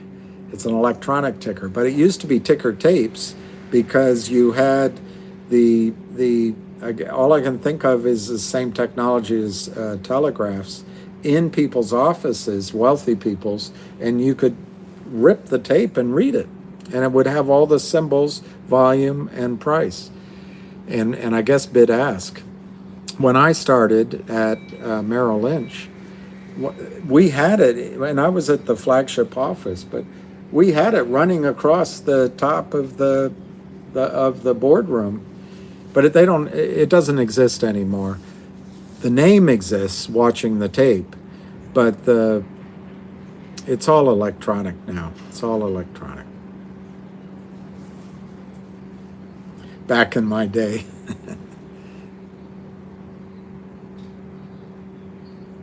Doug, Bill and Avid, I think the chances are very high that they're trying to limp through the day. They just want to make it to the weekend so they can have a good Friday night, have a good Saturday night, and then Sunday night they can't sleep. That's my guess. But the Kramers' strategy seems to be to buy time, throw everything into the mix and buy time, because they're hoping that we go away, that the price goes down. We should have a ticker tape parade. That's a good idea, so that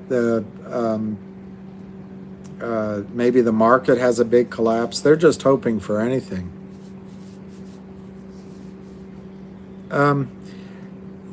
I didn't see who that was, B. Rice. In terms of playing the spikes, I think you just have to put your orders in. I missed it, Avatrade. I think you have to put your orders in sort of now as GTCs. And, I give my ranges, which are really optimistic. And I think Avid Trader has a better sense of charting. But to me, once the buying starts, there is no chart that's going to make sense of it. So the simplest strategy, and I went back and I'm not just making it up. I went back and looked at a lot of short squeezes, and most of them fell in the 20 or 30x range. I'm trying to remember, nothing, like 21x, 30x. So I think very conservatively, from the breakout point, it can go 10x. So if it went from here, maybe it's a $50, $60 range. But that means there's opportunity to get out on the way up to that level, and that would be my conservative number. I watched one of Avid's videos, and he cautioned that to be really conservative, all you really know is that it's probably going to go, I forget the number he used, but all we really know is it's probably going to maybe get back to 9, 10, 12, something like that. But to be really conservative, I think 10x. I like your ticker tapes. No, you cannot trade pre-market. They seem to be able to do some trading pre-market and afterward, but I don't know how. But only they can do it. We can't do it. Hola, Saif, hola. My next target would be, on a conservative basis, maybe 16 times or 21 times, something, relatively low. And you could take that number and scale up to it. And, money management is take 30% off the table when the stock triples, and then you've got your money back, 30% of your shares. Then you got your money back, and then you're playing with house money. But I think this is a once-in-a-lifetime setup where so much is aligned for a move that if you want to swing for the fences, as long as you don't mind that it didn't work, that you go for the gusto and you could have sold it at a cheaper price, all of it, but you tried to do it higher and you didn't get it. As long as you can live with that, this is a trade that I think you can go for the gusto. My final range, because there are several short squeezes that went up 2,000, 5,000, 10,000 times. I mean, theoretically, this can go to infinity if the last few people don't want to sell their shares. In a spike. The more you play for the spike, the nimbler you have to be. That's why I think you have to have your GTC orders in. But it'll be like this whoosh of panic energy. It'll be like a tornado as compared to a hurricane. It'll be like the Road Runner compared to, I don't know, the Road Runner compared to the Turtle. The Turtle's too slow, but you get my drift. It'll be like a cheetah compared to a donkey. It's going to be just so fast, but it's just going to run out of energy. Cheetahs go really fast and they run out of energy. That's what the spike's going to be. So it's hard to call a spike. It's just basically frenzied buying because the prime or the margin department wants to close the error. It's other shorts that just they're also being bought in, and it's just this buying to close it out. But at some point, other short sellers will overwhelm that, or the buying stops, and then it comes back down. So that's a long answer.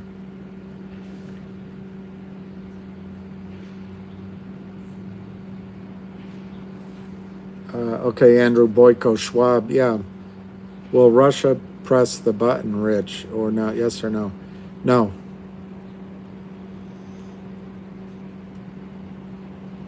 My favorite Clint Eastwood movie is other than those two ape movies, it's any movie that I'm watching that has him in it. But I would have to say,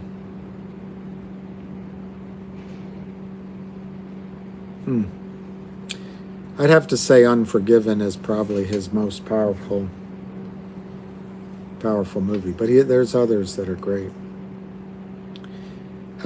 Chopness, yeah, I don't think you're the only one averaging now. Heart Rate Ridge, I thought that was a little bit, I haven't seen it in a while, but I thought that was a little cornball. That was in the Reagan years when we were going. High Plains Drifter is fantastic. Pale Rider is my next one, I think. Pale Rider was amazing. And Outlaw Josie Wales. I wouldn't have guessed Redlegs. I didn't really like Two Mules for Sister Sarah because I don't really like Warren Beatty's sister that much. 522 to 524.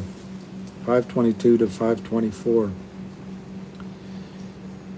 Yeah, Josie Wales.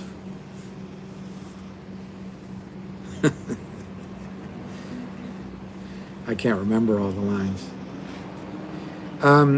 Stop censorship. I know that E-Trade allows it, but The Good and Bad and the Ugly was amazing. I mean, some of the lines in there, I've watched it so many times, but what a movie. And the whole trilogy that he did is amazing. But underrated because they're almost like TV movies, TV shows. I think the Dirty Harry series were great.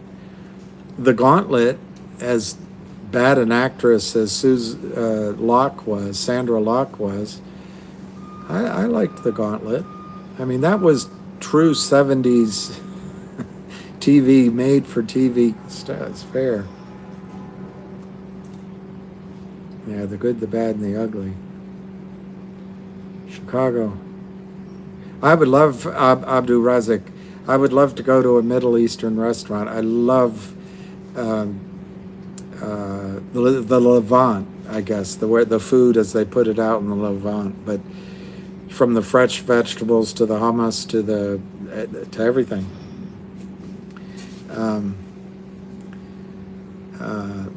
Yeah, heart rate. Where it take 2 or 3 days to unload 100. Oh no, Jay. Do you think it would take 2 or 3 days to unload 150 million shares when it finally goes? Yeah, Steph. I think I've tried Moroccan food, but if there's a distinct dish that's separate from anyone else's, I can't name it. But I know I've had Moroccan food. It was excellent. Yeah, the restaurants in D.C. are amazing now. When I kind of first started my career here, there was only 2 or 3 or 4, but now it's amazing.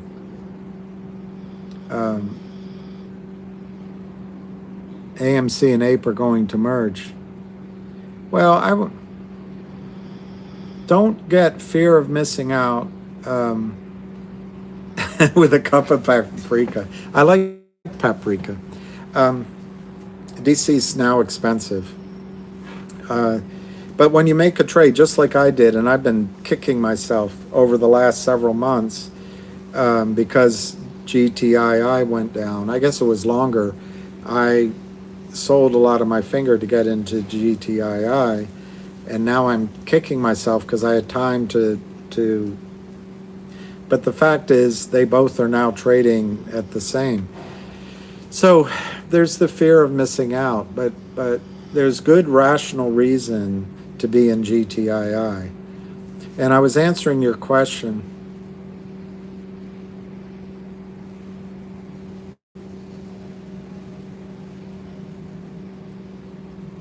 Yeah, you gotta try to stick to your plan, but you gotta also change your plan. You also gotta change your plan in mid-flight if you need to. 5:30, Salval. Wow. So we're coming up on 1 o'clock, so it could be the it could be the 1 o'clock the 1 o'clock margin call. Are you getting sick of every hour almost I say that it could be the margin call? I love that, Matt. Mike, what do you think it was D'Amato that said it? But Mike Tyson has a lot of wisdom. Look at that, Sal Val, 531 to 533. We're still really not moving on the volume, but it's 1,910,000, which is pretty darn good.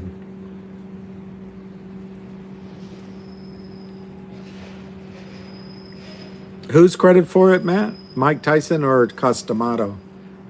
Yeah, I'll get it right once. And if I'm like Timmy Yikes, I'll take credit. Hey, I got it. The warrants probably take. There's 2 answers to that, Michael. Tyson is credited with it. There's two answers to how long it takes to process the warrants. If the warrants are already, if the paperwork and it's already at the transfer agent, I would say it could be within 1 day, but within 48 hours. If you call your broker and they give you the runaround, it could take months. Could take weeks anyway. And it's just going to be a matter of you being a squeaky wheel. And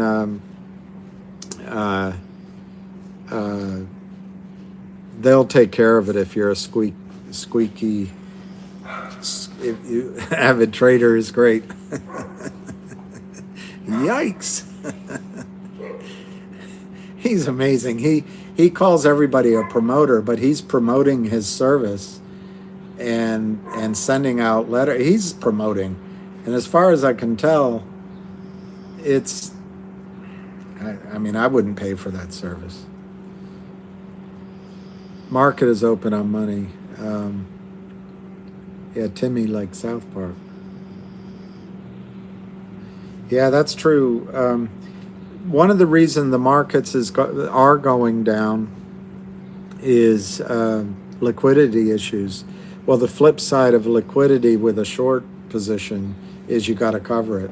There you go. Stop censorship. Everyone has a plan until they get hit in the face. I think, he is an arrogant dude, but I think I actually think it's. I'm speculating, but I think his whatever he calls it, his training program, I think that's all cover. I think that's camouflage for the fact that he's just a short seller. And if the regulators come, he's got that as smokescreen. That's my opinion. Jimmy.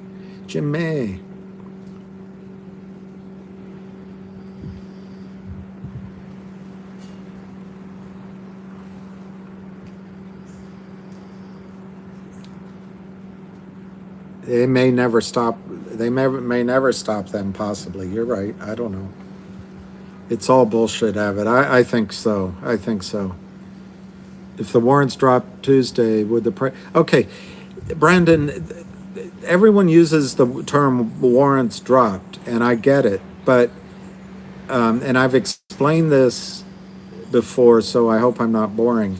The banking system is a fractional reserve banking system. If you think of that Jimmy Stewart movie, What a Great Christmas, or What a Wonderful Year, or Wonderful Christmas, I forget the name of it. But he's a savings and loan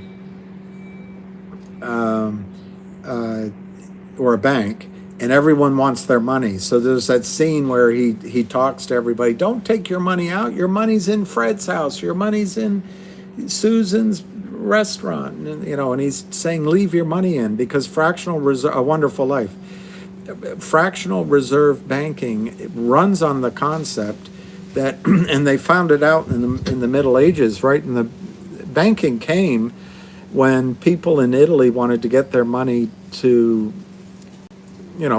from inside of Italy, or maybe they had to cross Europe to get up into Amsterdam. Whatever, they used to carry gold and silver, specie, and they get robbed.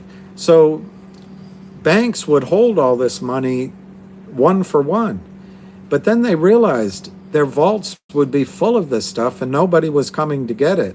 So they played with it, and the number they settled on was 10-1. I actually think Wall Street abuses that, and it gets much higher. But so the reserves that these banks would keep would be 10% of what was deposited with the bank, and the rest they lend out into the community and lend out into other ventures, because they knew that at any one time 10% would cover whomever came to take money out. Well, in the Great Depression and all those panics, the runs on the bank was when more than 10% was requested in a given day. FDR stopped that with the FDIC, And now people have enormous confidence that they're going to get their money out. I think it's misplaced. Well, okay, why that matters in my mind to the Wall Street system, I think Wall Street has created a fractional reserve custodial system. So they count on, with the warrants, they count on, Wall Street does, that most people aren't going to ask for the warrants at the same time. So in the case of GTII, there were, I'm going to use round numbers, there were 3.5 million real warrants. Using sort of a midpoint of where the Kramers have sold, there's, I'm going to use a round number, 10 million warrants that they sold short. They sold the shares short. But people on the other side that bought those shares, even if they're electronic entry, those people are expecting warrants. That means the Kramers are short 10 million warrants. Now, those are all IOUs in the system. The system, I don't know why it's not fraud, but the system carries these phantom shares, and they don't seem to do anything about it. Well, to me, it increases the assets under management, which they can charge fees on. It increases the amount of commissions they can get, but also they're making a calculation, and I think it's like fractional reserve banking. They're making a calculation that people coming to take that, to exercise those warrants, will be less than 100%, probably less than 75%, probably less than 50%, probably less than 25% of the people all at one time.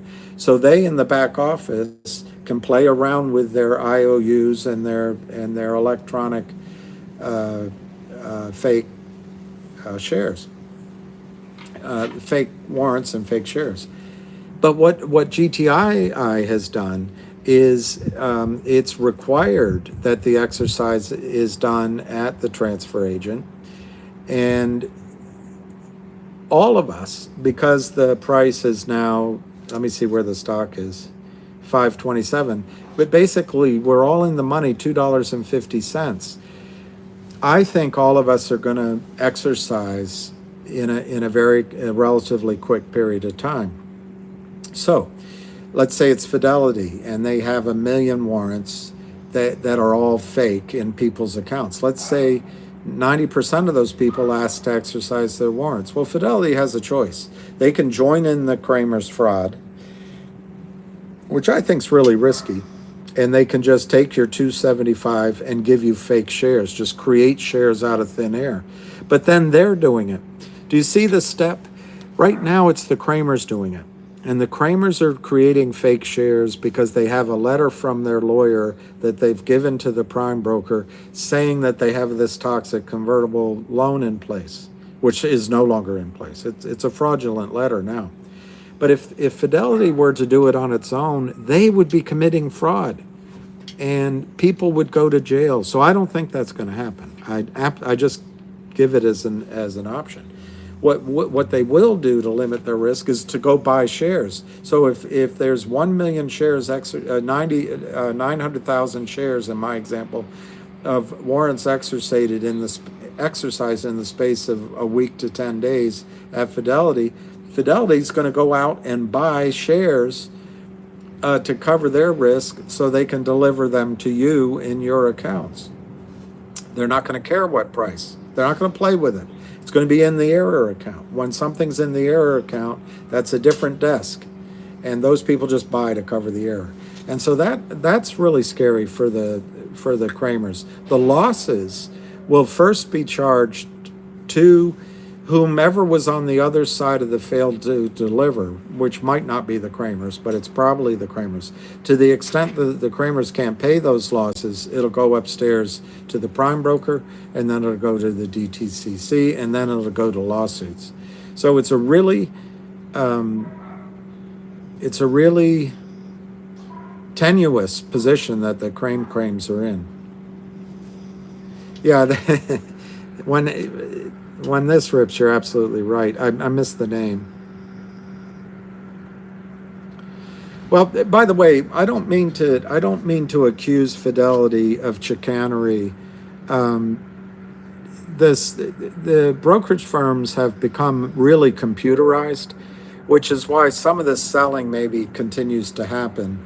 Once you check all the boxes and you get that lawyer's letter saying that the Kramers are selling shares they expect to have, which is no longer true, maybe it all becomes computerized, and then maybe that people that are following this don't have white hair and they don't really understand what's going on. So I'm not trying to say that any of the brokerage firms are trying to do anything wrong. I don't know if Trey was compromised. I remember who Trey.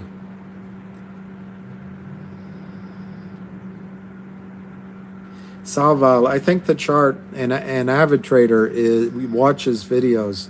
He's a chartist who I would follow. When I in my life, I always try to find one or two chartist technicians who I can read their work. I don't have the patience. I know some basic things about charting, but I don't understand it completely. So watch Avid Trader. But I think GTII is trading in this triangle, in this pennant. And unfortunately, there is a bad side of that. If it breaks to the downside, it could go down. But I don't think it looks like it's going to break to the downside. I think if it's going to break to the upside, it's huge.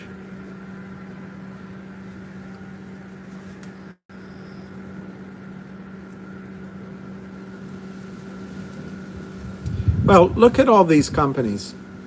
You know, it's easy to judge. We're in it. It did just break?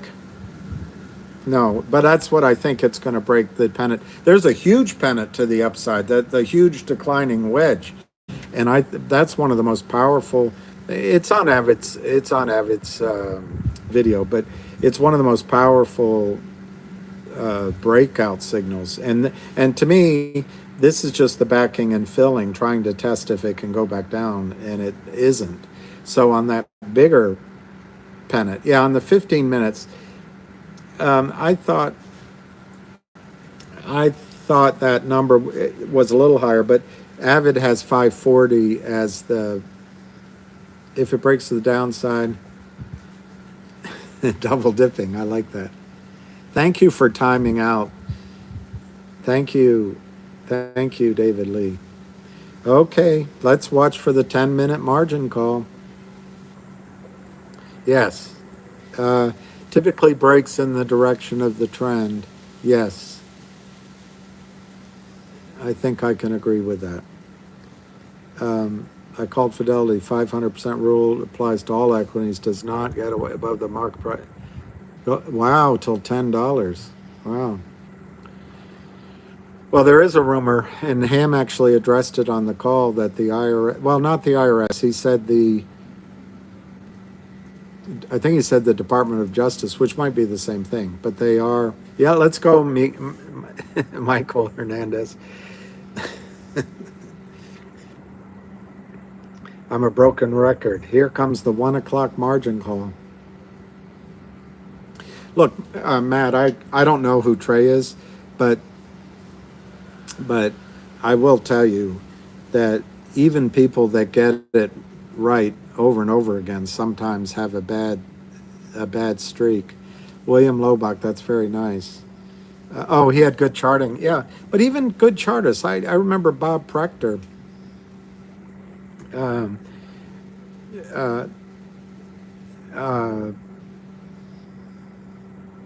Lost his feel. He lost his feel. And part of the problem, thank you, David. Part of the problem is there's bigger power players out there, like Pat, the Overstock guy, said that Citadel is the Fed. Well, the Fed might have come in and fought against what the charts said. They're reading charts too, and they might have fought against it in AMC.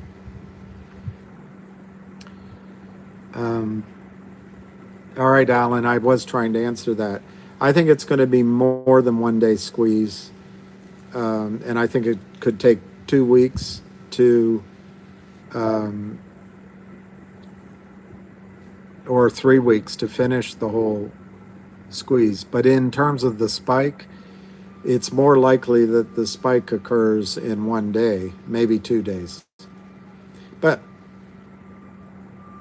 BRICS, I know a lot about what I've read about the BRIC countries: Brazil, Russia, India, China, and there's one other one, maybe Iran.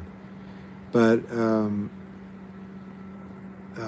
right, it's 12:53. We've got 7 minutes. Nothing's happening. We haven't even broken 2 million. If they get a margin call, won't pick up the phone. Yes, Carajito, absolutely. If they don't pick up the call, if it's a Fed call, they might not even receive a call. But if it's a house call, I might only be right once.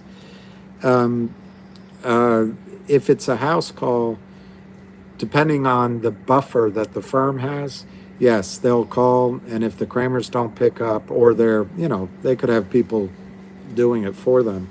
If they don't pick it, the buy-in would happen immediately. Yeah, I know. I always say I'll be quick, and I'm not. You ever notice that on videos? I'm going to give you a short presentation, or in conclusion, and then it goes on and on and on. Thank you. I appreciate any help I can get. All right, so we're at 12:54, 6 minutes to go, 5:25. We still have not broken. We're at 1,980,000 shares volume. We still have not broken 2 million. 522 by 525. Thank you, Phyllis. Thank you, Don J. What would we do without time together? What would human beings do if we didn't have to eat? We'd never spend time with each other. All right, 523, 525, 523, 525. We're still not over 2 million. We're still not over 2 million. I am Matt Kors. I don't really know Matt Kors, except I read or I saw something where he once was with the apes, and then I guess he kind of sold out or something, but I don't know much about him. Okay, you are? I'm not. So maybe my E-Trade, I'm showing 1,980,000. So maybe my volume quote is behind times. It could be. Could be. I apologize then. I'll have to remember that. I thought it was real time. Anyway, it's 523 to 527. Last trade 526. I know my prices are real time. Okay, Fidelity's 982. Yeah, that's what I'm showing. I only show 1.98. So what? I'm guessing the rest. But so I show 1,980,000, whatever the rest is. 523 to 526. 4 minutes to the margin call. Yeah. Okay. All right. Mine's live, so I don't know. Now we're not. We're not over 2 million on my screen. I show 1,980,000. 523. We have 4 minutes to go to the fictitious margin call. 523, 526. I just always am wrong. You only have to be right once, though. Probabilities, JP Vidales, today of a squeeze are getting lower and lower, but it can happen at any time. It can happen at any time. This is about watching a kettle boil. When does the water hit boiling point? Oh, Lucy. Perfect name for a dog, Lucy. They're not trading anything. This could be a sign of phone calls going on. It's, I show 100 by 100 if that was your, yeah, I show 100 by 100, 524 by 526. Last trade 524, 3 minutes to go.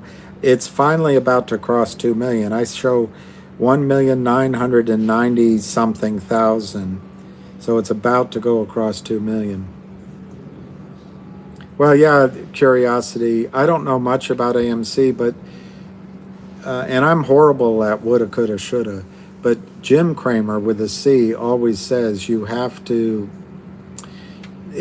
close the book on past trades and be ready for your next decision. And so wallowing in the past, which I'm capable of doing, it really doesn't get you anywhere. Yes, I don't know if someone asked me if I've experienced a short squeeze. I've watched many of them. In retrospect, some of the stocks I was in might have been in a short squeeze, but this will be the first one where we've studied it so sharply, we're in it for the short squeeze, and everything's lined up. So, yeah, never marry a stock, and be careful whom you marry. Movement of the peoples. That's Randy.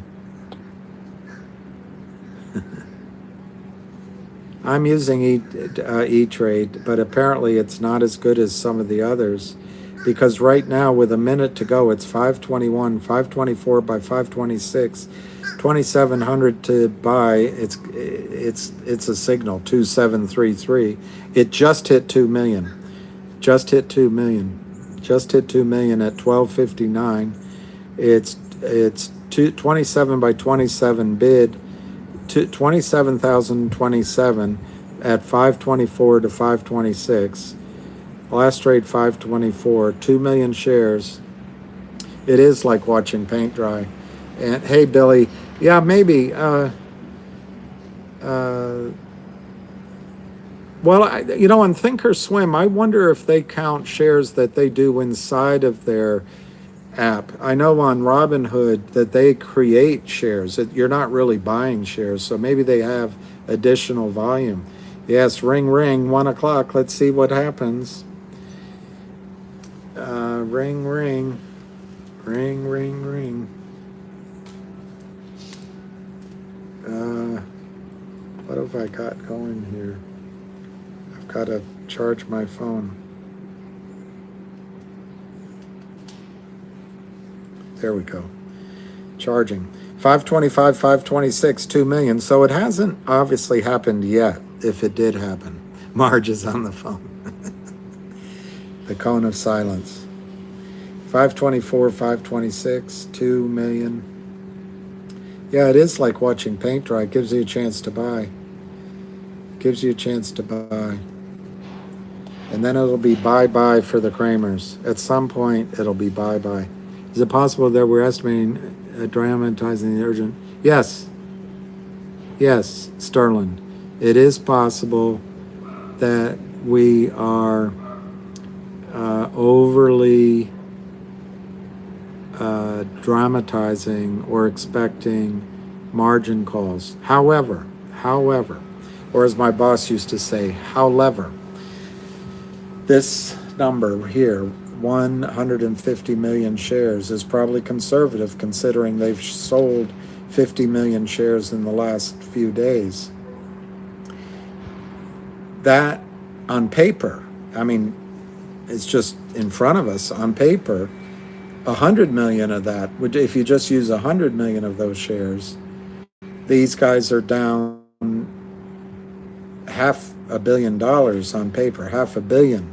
And by definition, a naked short means that you're borrowing the shares. You're on margin. So the equity's moving away from you. Whatever cash you had in the account, whatever equity you had in the account is being destroyed by this negative movement.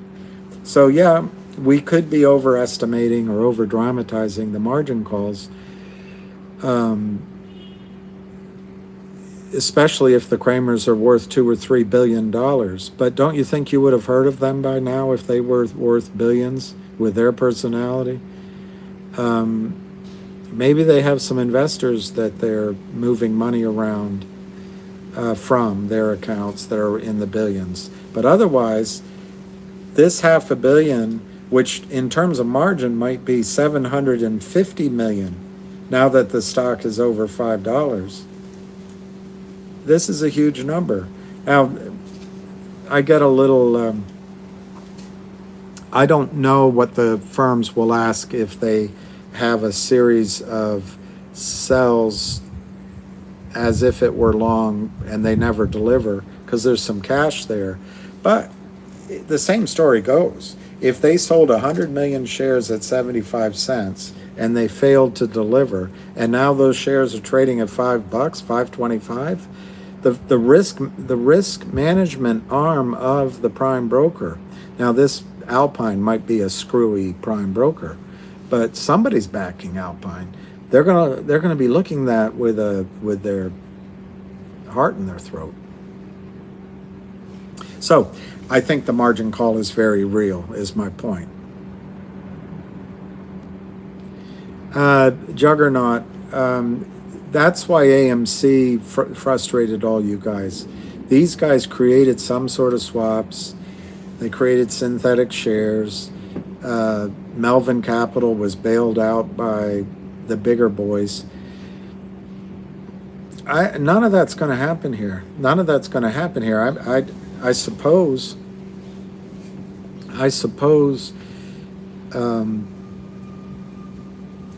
it's possible they go into a lawyer's office, create a contract from scratch, and some huge benefactor backs them out. But why would that person do that?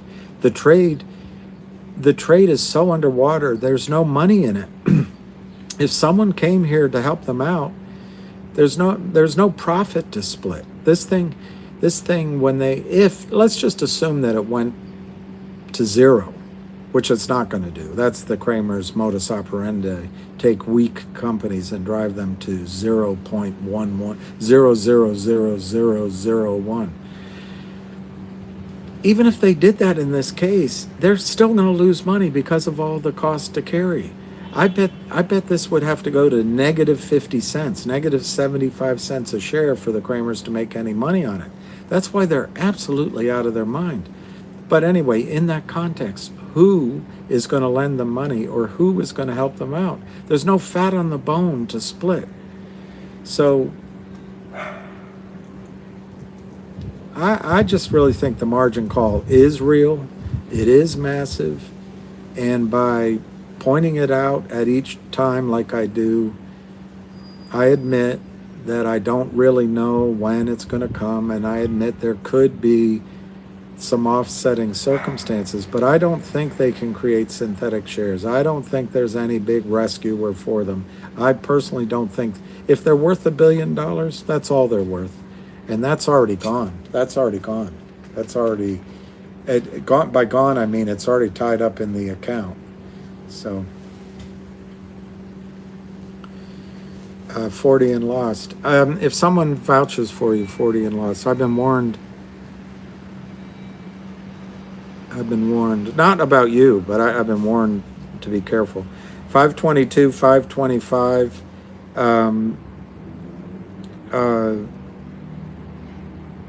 Well, it's only a penny today, and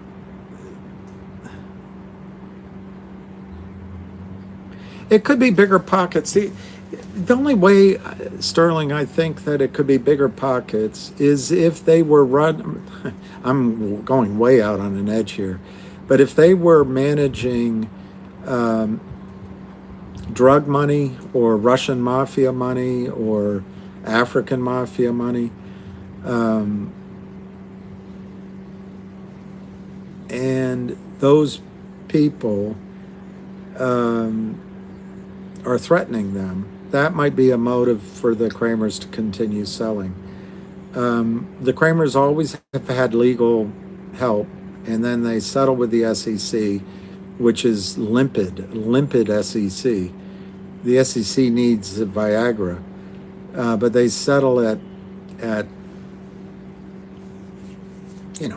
puny, million here, million there. It's nothing. Slap on the wrist, and then they can continue their crime spree.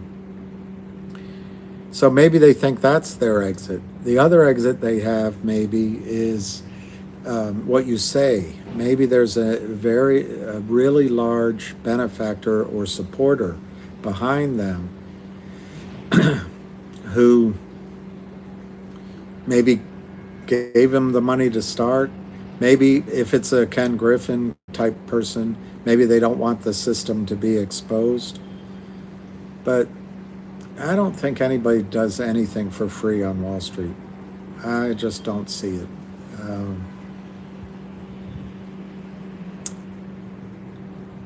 And then the other thing the Kramers count on, which is to me the one risk in Finger, is that management would enter into, that's Charlie Mayo's phone call to him, management would enter in an agreement to allow the Kramers to provide money to GTII so that GTII issued millions of shares to Kramers so they could settle up. It's not going to happen here. It's not going to happen here. Anyway, that was a long answer. 522, 525, 2,040,000.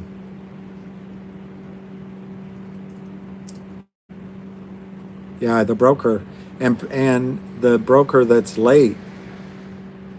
Yeah, a whale would be great, but my opinion, I don't know who asked me that, but in my opinion, there is a whale in here. Somebody's has been really orderly buying, covering and take a penny on the dollar fine.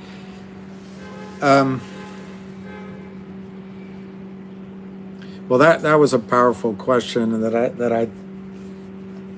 What's to stop them from covering and taking a penny on the dollar fine? If the Kramers make a settlement with the SEC such that, and this is why I was against the legal route in this case, because if they make a settlement and everyone agrees a settlement, the Kramers would disgorge the shares, give them back to the Treasury at GTII, and there would be no squeeze. But that's not going to happen. That's just not going to happen here. Hey, Alicia, I might go get something to eat since the volume of tickers has gone down. I mean, the volume of 522, 524, 2,000,004. I don't think they can sustain the cost to borrow at all. I don't know how they're standing, and I really mean that. The real is swaying. The real has swaying. Sean Lee, how long? Much longer? 115 margin calls.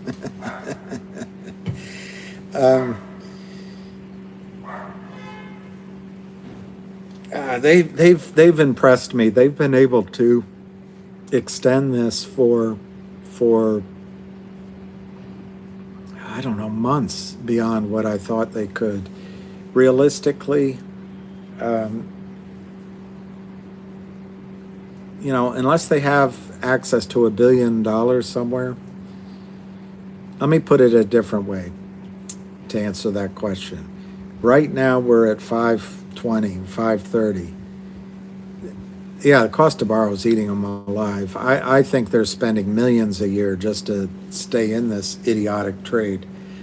But if I'm even close to right of the margin call of $750 million now that the stock is at $5 something, at $10 that goes to $1.5 billion. They're all underwater. Every single trade that is underwater here. They can't make a profit. So your question is, your question was how much longer. The other guy's question was, could they just cover? As soon as they start buying, oh my gosh, this is going to be like Vesuvius.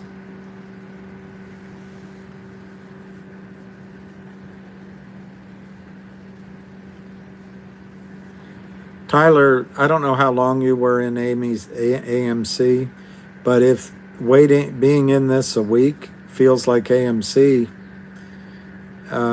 probably you shouldn't be in it. You can sell and get out. I think you're up. There's other stocks out there. I don't know anything about them, but there's no need to be in GTII if you feel like you're in another AMC.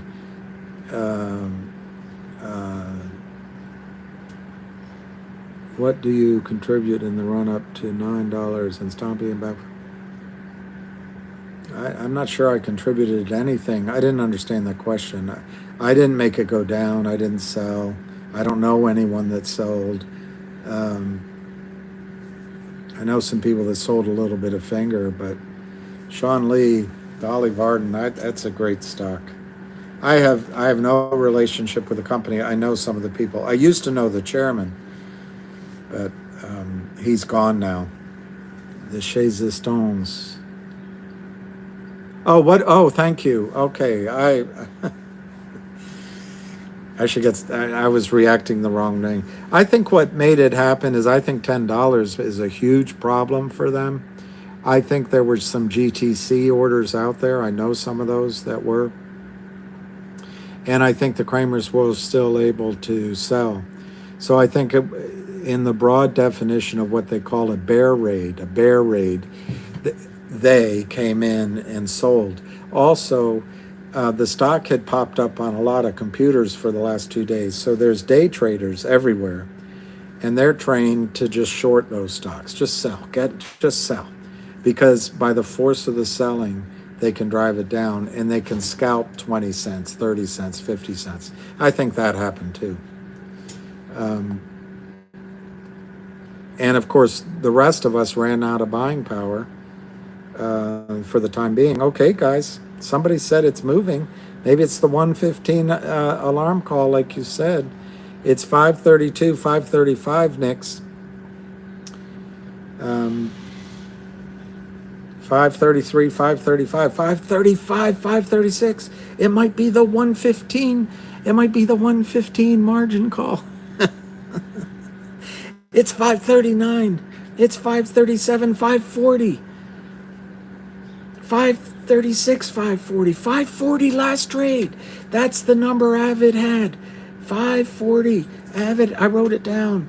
That's the breakout Avid had, 540. Let's get the bid. It's 540 bid, 544. The volume isn't moving, but it's 540, 544.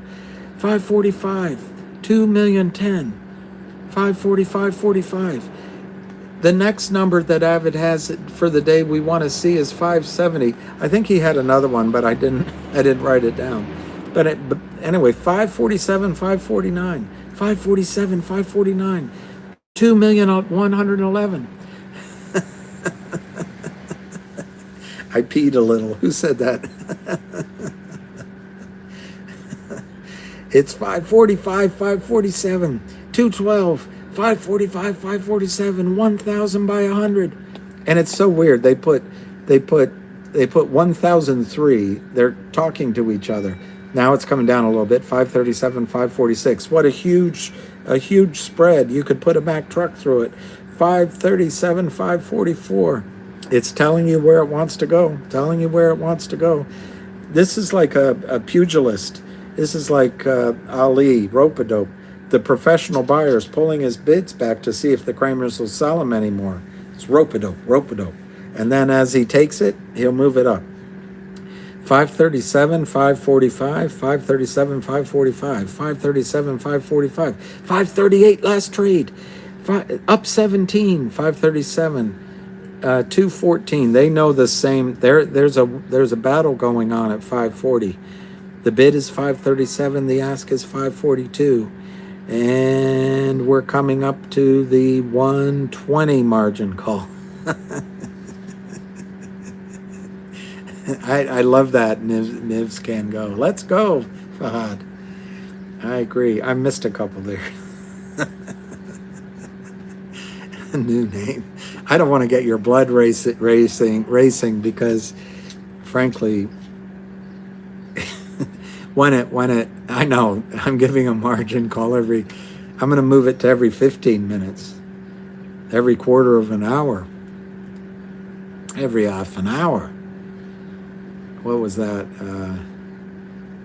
The 120 margin call. Yeah, I would name dog margin call.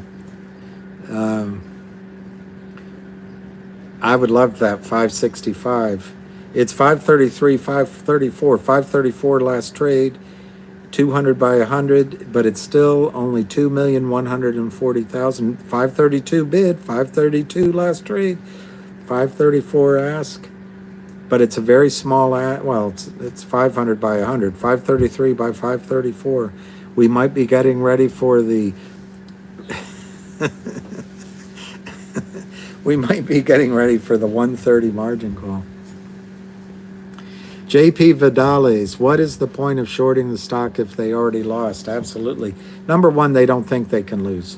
Number two, they've proven over 2 decades, as long as they have ice in their veins, that all they have to do is keep selling, keep selling, keep selling, keep selling.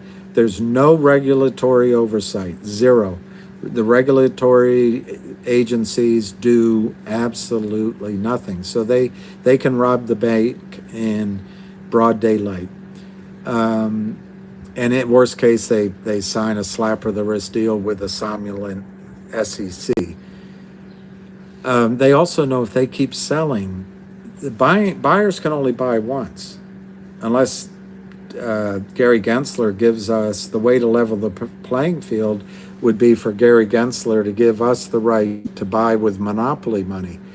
Okay, all buyers in over-the-counter stocks are allowed to buy as many shares as they want with monopoly money. That'd be the only way to balance the scales, but he won't do that because Goldman Sachs makes money in the lending business. But anyway, they can just keep selling, keep selling, keep selling, keep selling, keep selling. We can only buy once. So eventually, the psychology that we're going to feel, as much as we know the story, yeah, there's a lot of spoofing elegantly. Once they keep selling, we're eventually just going to look at the price and go, oh gosh, I made a mistake. The 121 in 36 seconds margin call. Yeah, we need. There you go, Joe Forgione. Forgione. Yeah, the whole life. Can you imagine the Kramers? They've spent 2 decades of their lives, and at some point they're either going to wake up in jail, or they'll wake up older, or they might wake up broke. That's what would really destroy them. And they're going to wonder what they did with their life. Just cheating people. Just cheating. Just cheating.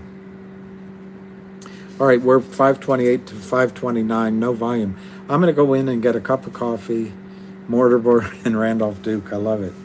I can't wait till the end when we could say,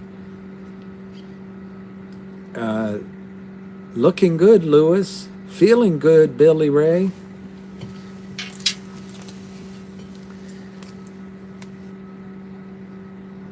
Yeah, there's FUD. I'm going to go get a quick coffee, get a yogurt, or get a sandwich.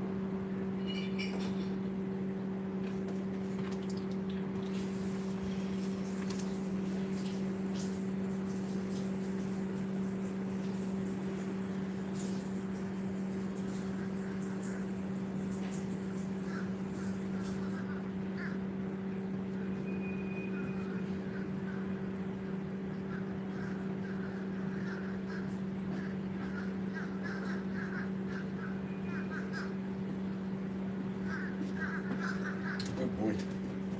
Nice day, huh? Are you cold? You can go inside. You can go inside. You don't have to stay out here. You want to come say hi? You can come say hi. You can come say hi. Because you're a good boy. Come on up. You can come up. You're a good boy. You're a good boy. You are a good boy. You are a good boy. I know. I know. It's tough being a dog. Tough being a dog. Big stinker. You're a big stinker.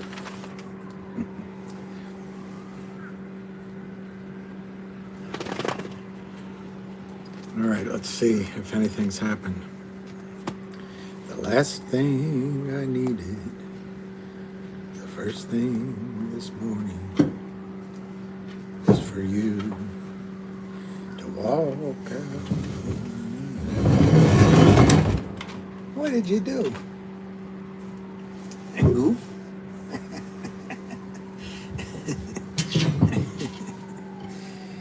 That scared you, didn't it?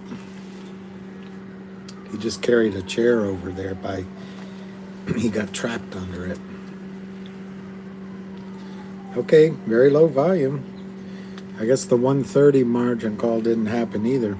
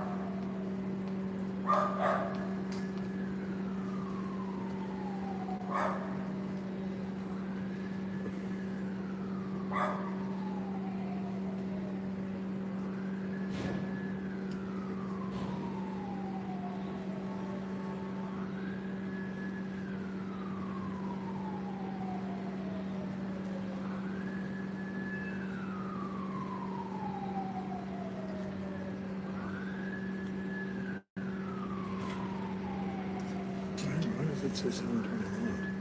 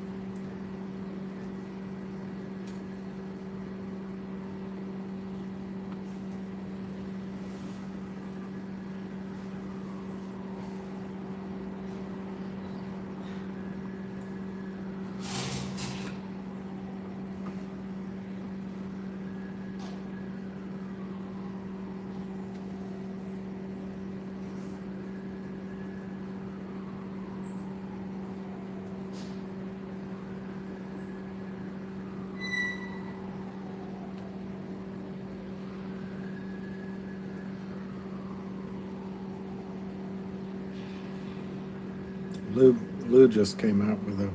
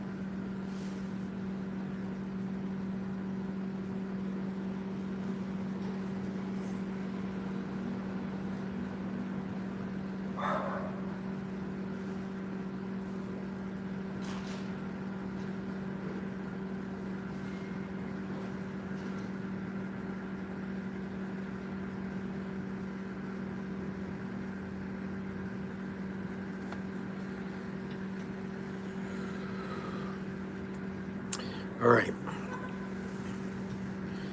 Sorry, it's sort of a lunch break.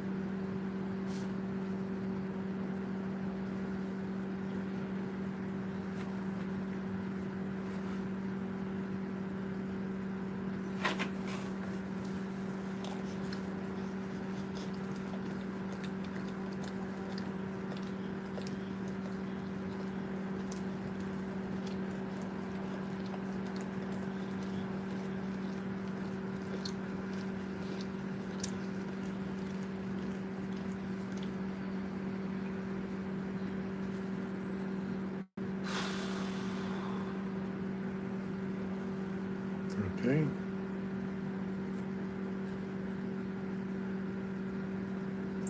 All right, you guys.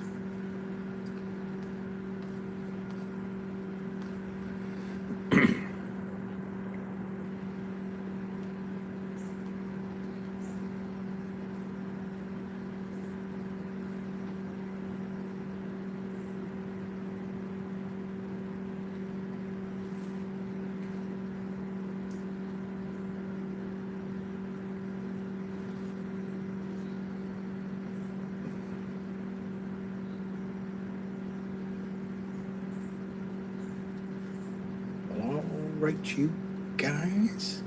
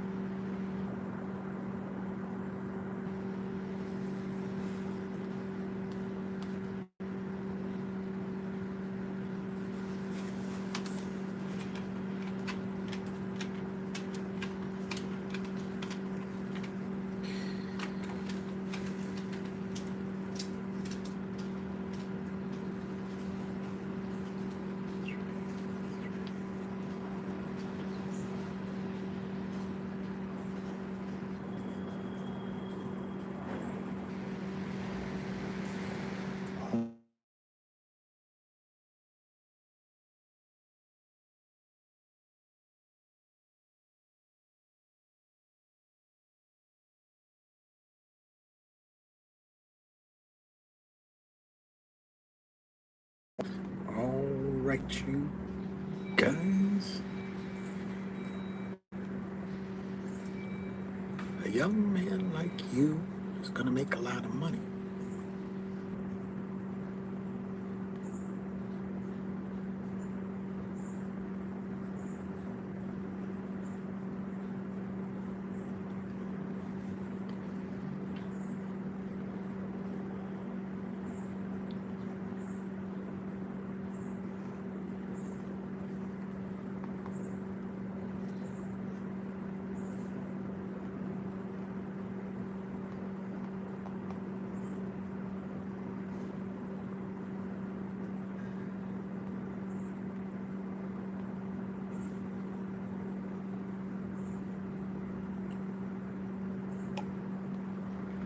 All right, so let's see. Let's see. All right, you guys. Okay. I'll do that. Yeah, I'm sorry, Andrew. I've been sipping my coffee and checking my messages, and it's such a nice, beautiful day. It's a shame to spend it gambling for money. Um,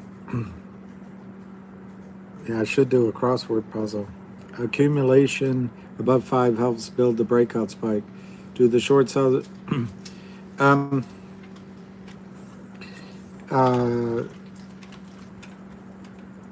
oh, there's, by the way, there, maybe Lou's on a stream. I don't know, but Lou had a video. Let me see. If he's got a stream, maybe you should watch his stream. This is what What's going on, my sister? this is what he said. Hey, listen. Just show somebody something in the comment. How's that GTI stock doing? I'm gonna just lay it out. One, you're probably an innate victim. One of our peeps messaged me over. We gotta start having 8 victim T-shirts. So one, you're an 8 victim. 2, you're angry that the 8 touched you in the no touch zone and had some fucking nefarious time with you. Listen, I'm angry about it as well, but I'm not trying to attack other people's stock position. But if you must ask, my GTI is pretty fucking good because I bought it in so low that the climbs on it have been fucking great. I made back a good amount of money. I'm not crying about being fucking molested by ape. I was angry, but at the end of the day, since I recovered my money and then some, it's all good. But that being said, people go, oh, what about GTI? It's not moving yet. The difference between this one and your fucking ape scars that you still hold and carry every day, no, ape is gonna go forever. Let me tell you something. Ape is already negative because it took money I didn't want to give it, dropped it down to 2 something, so it's like $5 missing for every share. Well, they took $7 from us for every fucking, they split AMC into 8, and all of a sudden, wait a minute, now it's down at 2 and change. When you got GTI went from 60 to 5 and change, and some went higher, some people sold out. Listen, I am more than happy being in this actual squeeze than praying that a non-stock called Ape, that stock is so fucked up it had to be created with stolen money. There you go. So have fun with that one. I don't care if it fucking runs up to $10, $12, which I don't even see how that shit is even possible with Ape. But anyway, it took money from people that didn't want to buy it. And then people, they're like, oh, but look at GTI. Look at GTI. Green. Sorry. Green. So call 1-800 the Ape Sexual Abuse Hotline and talk to them, because talking to me regarding GTI and the Ape nonsense, like AMC's gonna have its run. I already said it last night. But as far as Ape versus GTI, you're not even in the same fucking galaxy. Like, I'm sorry, you know, with Ape I've made money, right? No, sorry, you haven't. You know what I'm saying? You know, you can't say that. I mean, I can say with GTI, I made money. You know what's the difference? GTI is gonna make me money and be a good thing. With Ape, everybody needed a fucking Plan B pill after that shit came out. We got rigged and we didn't even know what time the monkey left. So, go fuck your mother. T-Dog. And the GTI, I'm sorry, but you can't shoot it down. From 60 up to 5 and up to 8 something, 5 and change, and then more, you're sorry, you can't shoot it down. So, go ape your mother. Okay, so I wanted you to hear that. He just put that up. Somebody asked me why the $5 level is so important and why the consolidating is good. Let me see what the quote is right now, so I'm actually making some sense. All right, 505, 512. That's disappointing.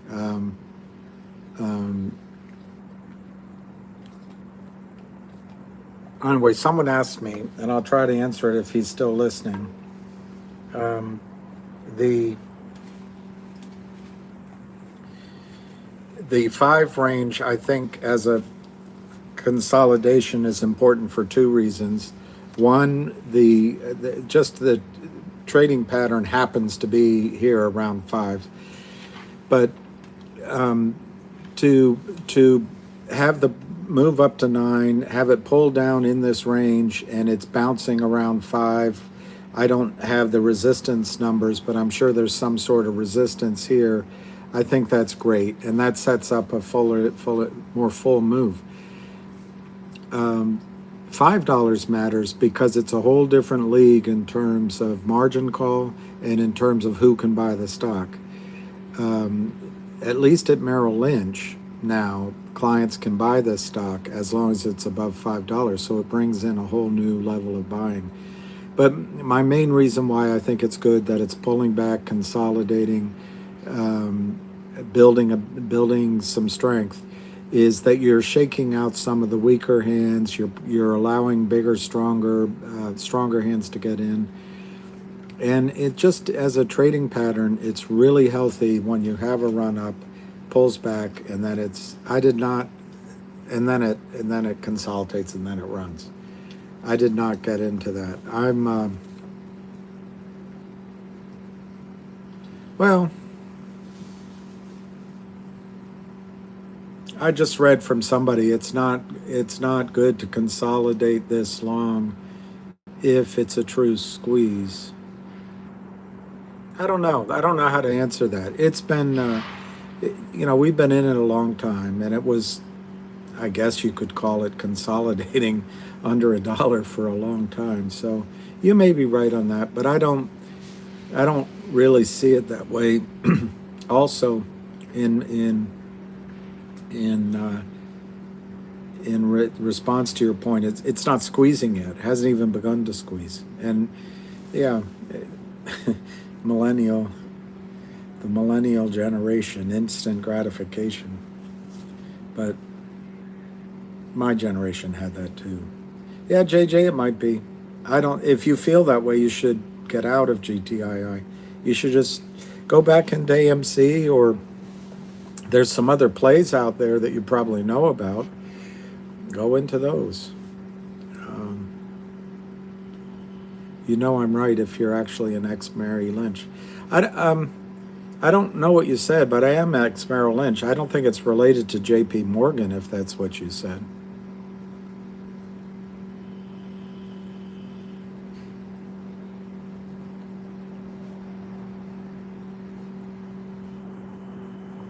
Yeah, that's good, Peter.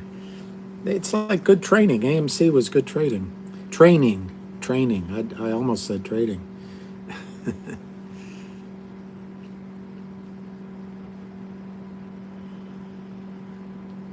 Well, I don't know anything about RNVA, and I do wish you all the luck in the world, because it does seem like a lot of other stocks are working.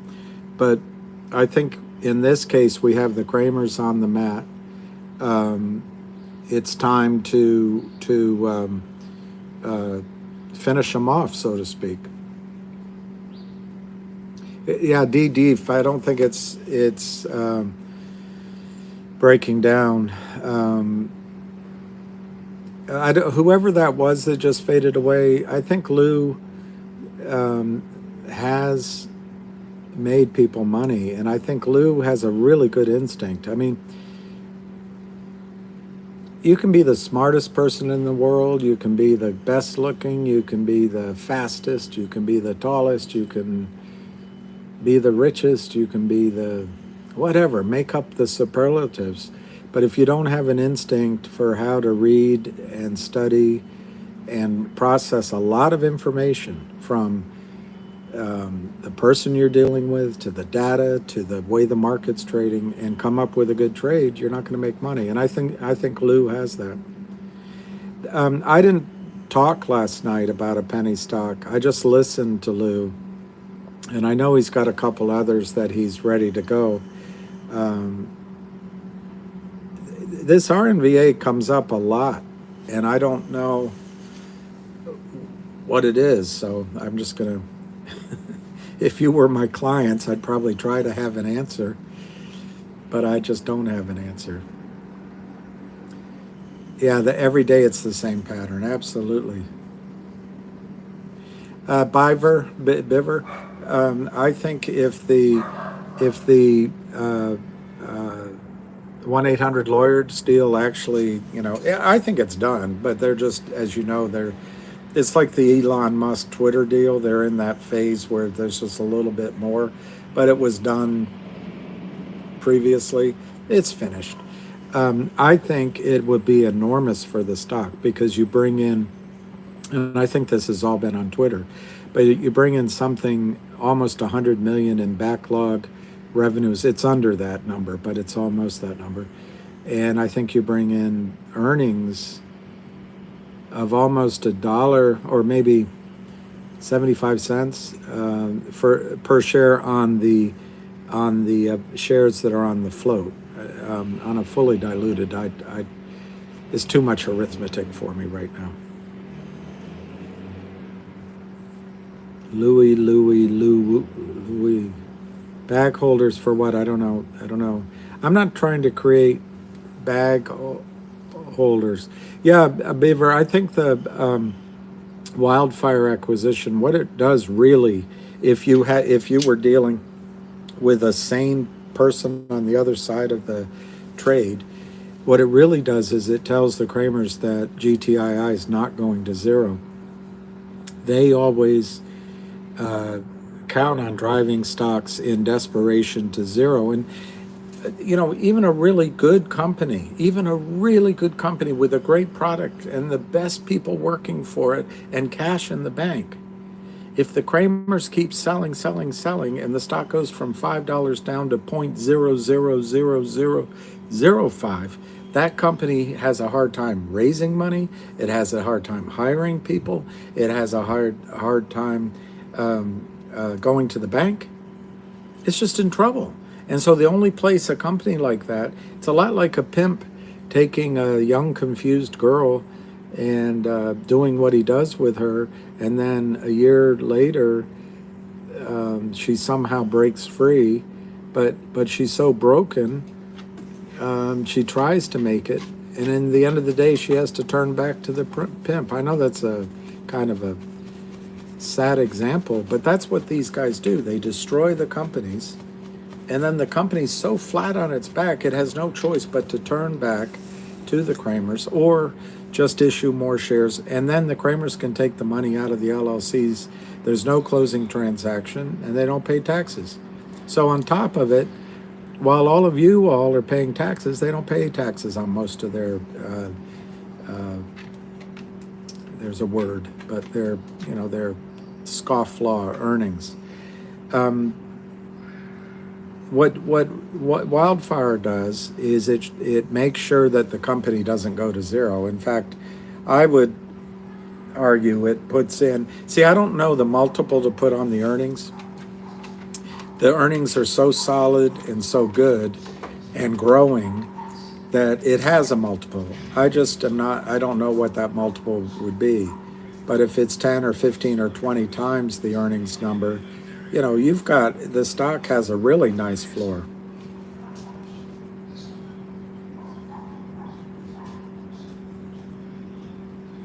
Yeah, I think Lou's a mensch, even though I'm not quite sure. I think that means a good man. But I think Lou's one of those guys that knows how to make money for himself, and he's showing you strategies that have worked for him, and I think he's doing it so you make money. But it's a blend of a guy that knows how to do it for himself. He's a good fighter, but he's also fighting for you, I think. A person of integrity, morality, dignity, and a sense of what is right and responsible. Wow, I like that.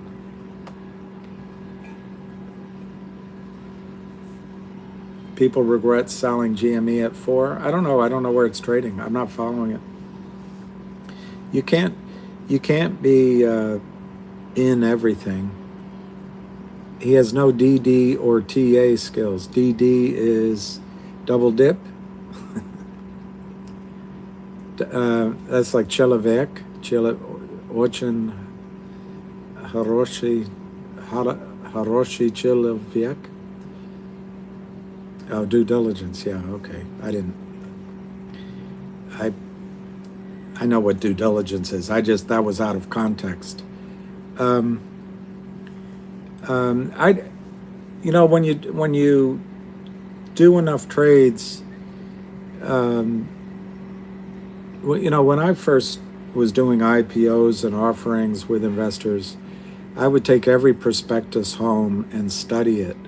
And you're talking 100, 150, 200 pages. And I would outline it. I'd have questions. I'd use highlighters and all that. But then after a couple years, 3 years, you see the prospectus and you look for one or two or three things, and you stop doing all that.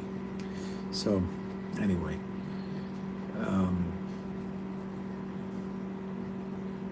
the stock's really not trading like a champ anymore. It's 505 to 509, but it's really low volume. And guess what? We're 1 minute away from the 2 o'clock margin call, which is the really important number. 2 o'clock is a really important number.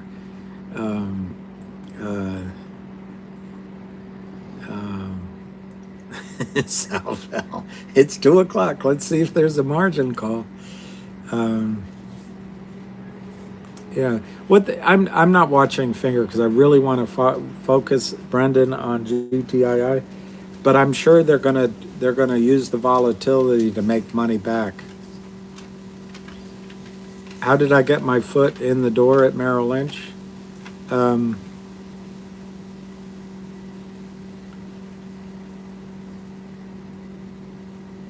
That's so long ago, but I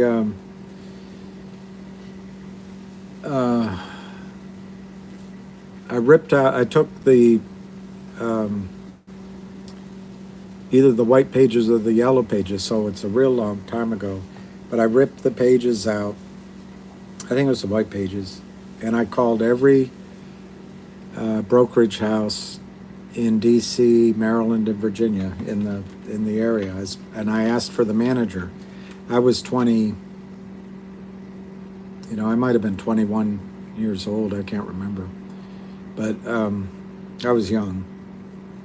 But I called each one, and I asked for the manager, and it was anyway. And then I went on a lot of appointments, and I went to Merrill. They said, come in, and then there was a testing period where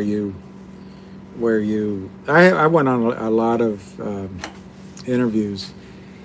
Some were good, some were bad. But anyway, when I walked into Merrill Lynch expecting to have an interview, they immediately put me into a test. And I want to say it was a 2-day test, but it might have only been 1 day. But you immediately walk in, and they put you at a desk, and they make you, just out of the blue, they start peppering you with phone calls and with client calls and compliance calls, and you don't know what you're doing. So I did all that, and I got the job.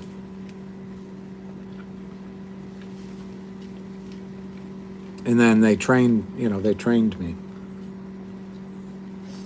to know no boundaries, to know no boundaries.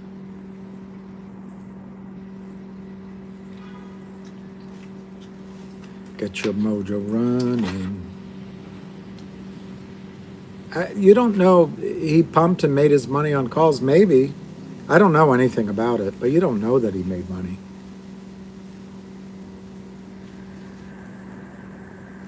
Oh, I'm back. I don't think any of this rally in the stock was squeezing. You and I might have a different definition of squeezing.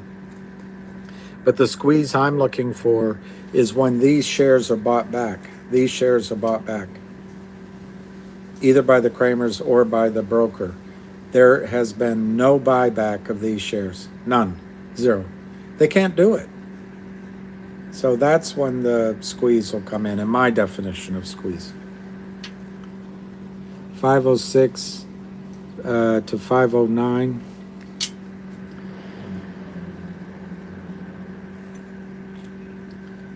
No, I wasn't in the Volkswagen squeeze, but it was all the news.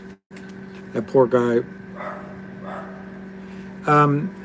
After the close bivers, sometimes they report legitimate trades where they crossed, but other times I think they do a little manipulation just to, I don't know, to give a head fake. These guys fight for 1 penny. That's because it's this many shares. Do they have a time back when they have to buy back? Zyme Nation's time frame.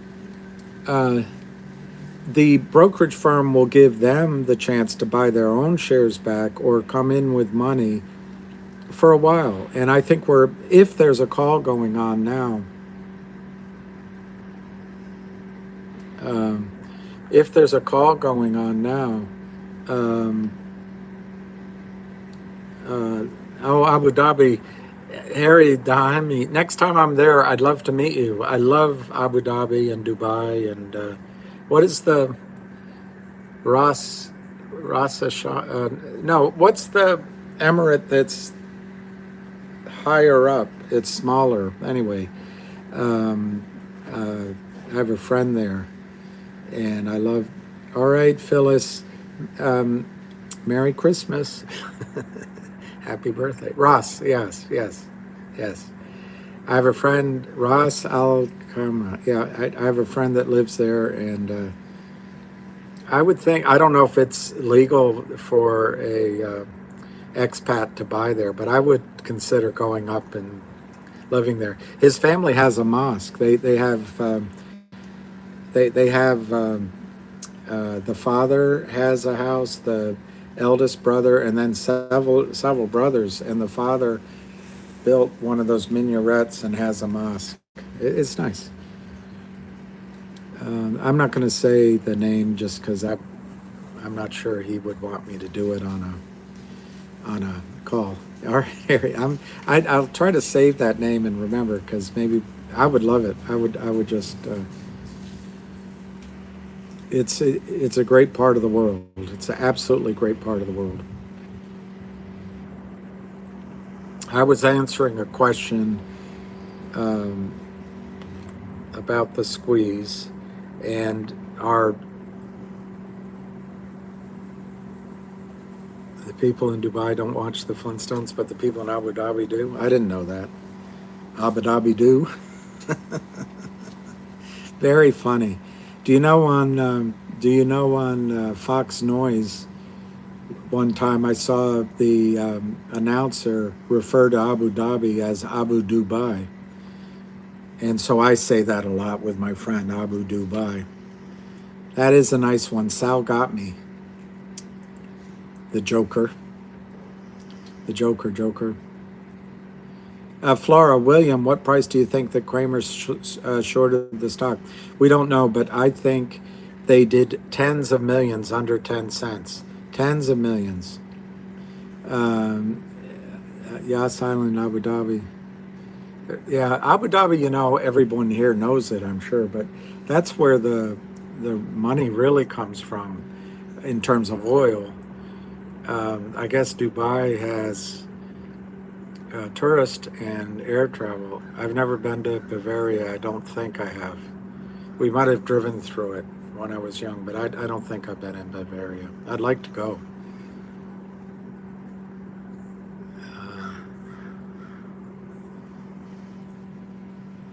Yeah, I'd like to go.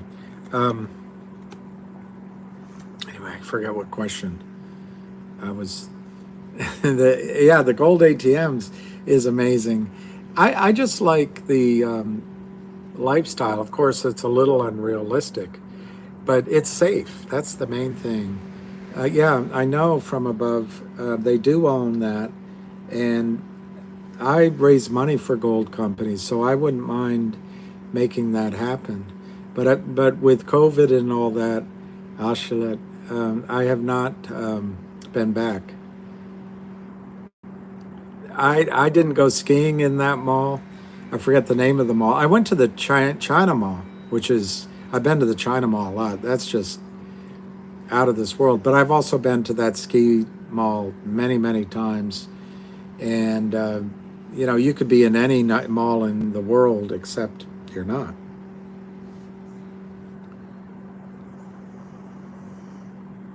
Mall of the Emirates. That's it. Mall of the Emirates. And Harry, I stayed a lot at the Emirates Towers, and then the Dusit Hotel, and then at friends places. RNVA. I don't know what RNVA is. I guess I got to look into it since everyone's excited. It's 2:09, so we clearly didn't have the 2 o'clock margin call, and I'm going to take the moment to go get a cup of coffee. Cuppa. I'm going to get a cuppa. I'll be. Yeah, it's the tallest building in the world, Steve. I was in the Dusit. I forget what floor, but out the window they were building the Burj Dubai, or the now it's something else, or it was something else. Anyway, they were building one in 212.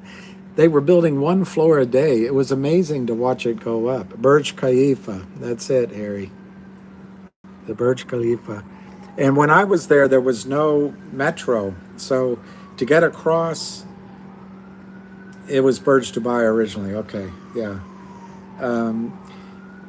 To get across the Sheikh Zayed Road, there was a hotel called, it's an older hotel, but it had a great restaurant in it that had served all different types of food, and I loved going there. Rotana Hotel. But to get to the Rotana Hotel, you couldn't cross the Sheikh Zayed Road, so you take a taxi just to get kind of across the street. Anyway, it was great. I would. Anyway, I enjoyed it very much. Trillions. You know, I don't know if this stock will go up by trillions, but it could go up by tens of billions. 511 to 515. Yeah, Tom Cruise.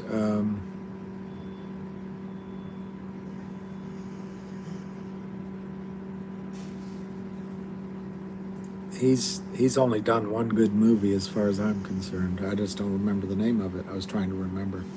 511 to 515. There is not, well, Mission Impossible. No, the movie that he did that I really liked, I think it began with a C, but he was an assassin, and he gets in the cab with that guy. Who did that guy marry Katie Holmes?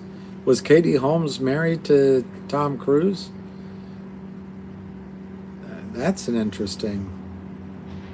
Anyway, yeah, maybe it was mine. No, I don't know if it was that. Taxi with Jamie Foxx. Yeah. Collateral. That was it. Collateral. I really liked that movie because it was the first time. I've never been up in that observation tower. I was up in the one in the, the hotel that looks like a sail. I was up there. Collateral's great. I was up there with a bunch of people, including I don't know, somebody way high in the government of Jordan. I want to say I don't think he was the president. I don't know if they have a president, but he's very close to the king. I can't remember. Very nice guy, but is something. Yeah, and Harry, I love the mall, if you call it, that shopping center underneath that sail. That is one of the greatest places to go, and they've got some nice restaurants. It's a nice little beach too.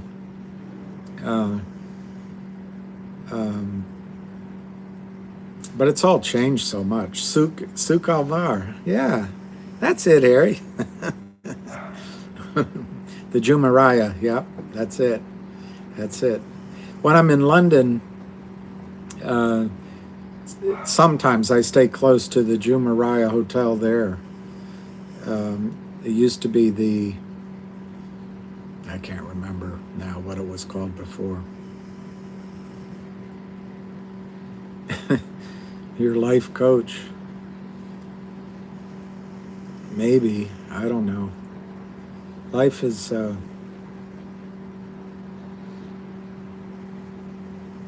mean, today is just so wonderful. Every dating advice. I'll just tell you that dating is a lonely business. Um,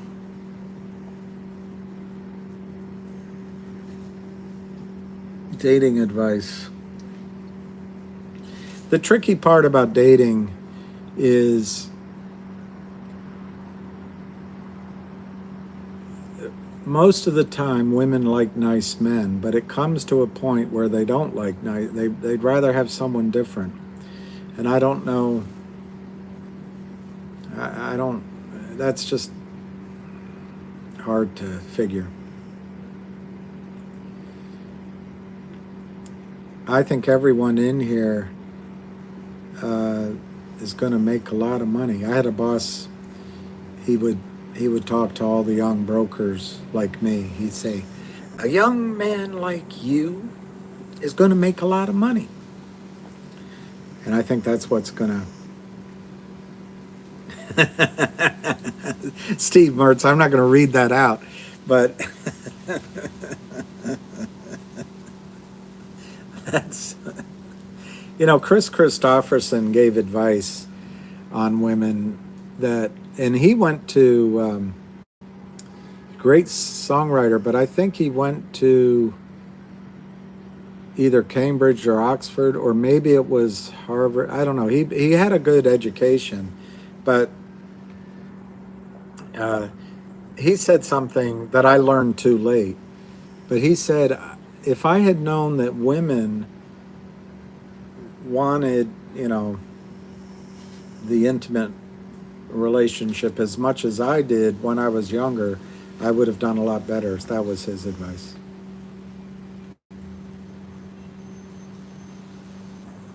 The warrants, dating is a lonely business. Yes, that's my expression. I had a friend that owned a restaurant, and I'd go see him. I remember one time I was all excited. You were in the Air Force. Wow. Yeah, it's great. Good afternoon. Good afternoon. Rhodes Scholarship to Oxford. There you go. Wow. See, smart people. I'll just ask the audience. Let's see what it's trading. 512, 513, 515. This is a win. This is a win. Look, let me ask you guys something. I wish I could have a poll. Would you rather be okay, I'll try.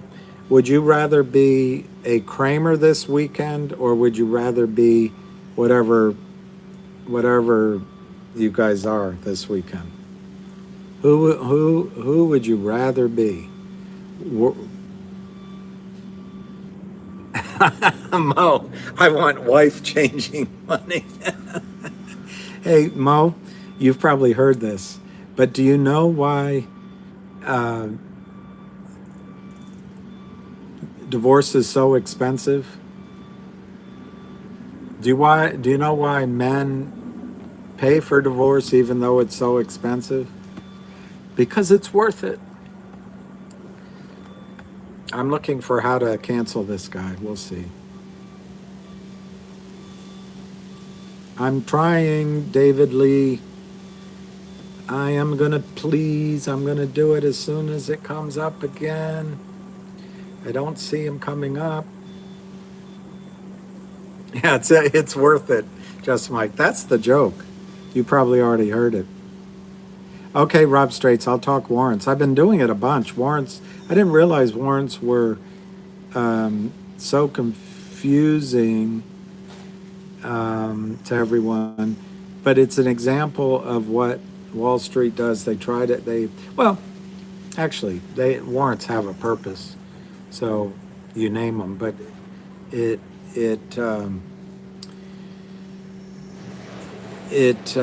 warrants confuse you. Can I borrow your joke? Well, not if it makes you money. I want to save it for myself when I'm rich and famous or dead. Maybe when I'm dead. Maybe I'll put it on my tombstone.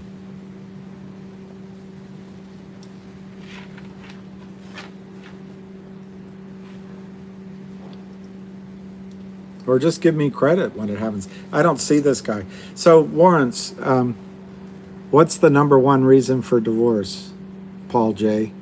Marriage.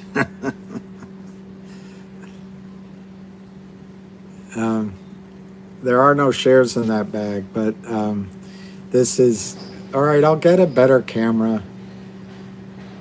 Lordy. I mean, maybe I have to turn the camera around. Turn your life around. That's right, Jasper. That's right, Jasper.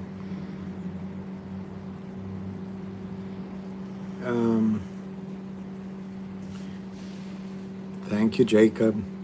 I'm still waiting to use my power. Not having a godly marriage. Who said that? Shark Girl. I like that. I like that, Sharp. And it's also,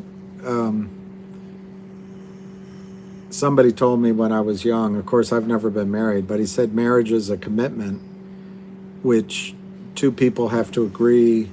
They're married to each other, but they're also committed to the commitment. Thank you. Thank you. All right, so it's 5:11 by 5:15. Couldn't be one of the most boring days. My wife has several personalities. Well, I hope you get the one you want each night.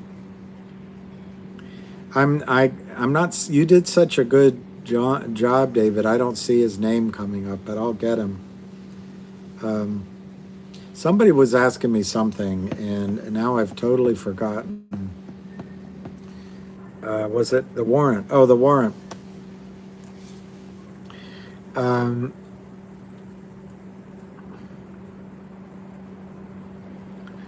Marriage is an institution. So is, yeah, the warrants. I'll get to it. When I was younger, I went to see the movie Raw with Eddie Murphy, and I've grown to like that humor he had. But I remember that I was really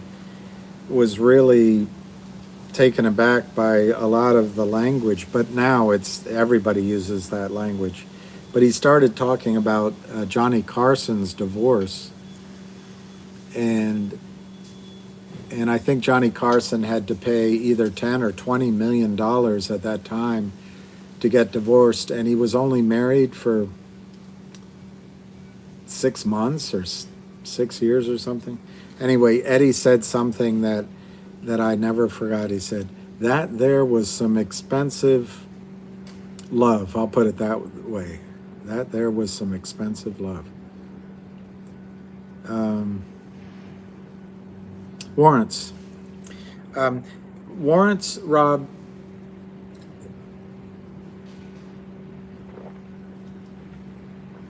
First of all, every one of you are going to be offered new warrants, and once they're announced, it'll be approximately 7 days to the record date. But as of now, you don't have those, and the odds are the squeeze. In my opinion, the squeeze will happen maybe before that record date. So you're going to get warrants. But warrants are simply a contract that's organized at the time of an offering, usually. But in this case, it was organized as a trap to the Kramers by the company. A warrant is a contract issued by the company, and it's an asset that you own. And what they did is they issued one warrant per 10 shares of stock. Now, the reason it's a trap is if every share that you bought was a real share, there would be no issue. But the fact is, because of this number, 150 million shares sold that don't exist, they're all phantom. That means 150 million shares were bought by real people that put up cash. Well, the way the DTCC records the shares it has, supposedly has, in its vaults or in its database, it will just give an agglomeration. For example, let's say it's Schwab, and Schwab has 10 million shares, supposedly, in its clients' accounts of GTII. So that meant that Schwab is assigned 1 million warrants. Well, it just shows when the company, GTII, gets their run from the transfer agent, it just shows street name, Charles Schwab, 1 million warrants. It's not broken down to who has it. So Schwab may have only gotten 100,000 warrants, but on their books they've gotten 1 million.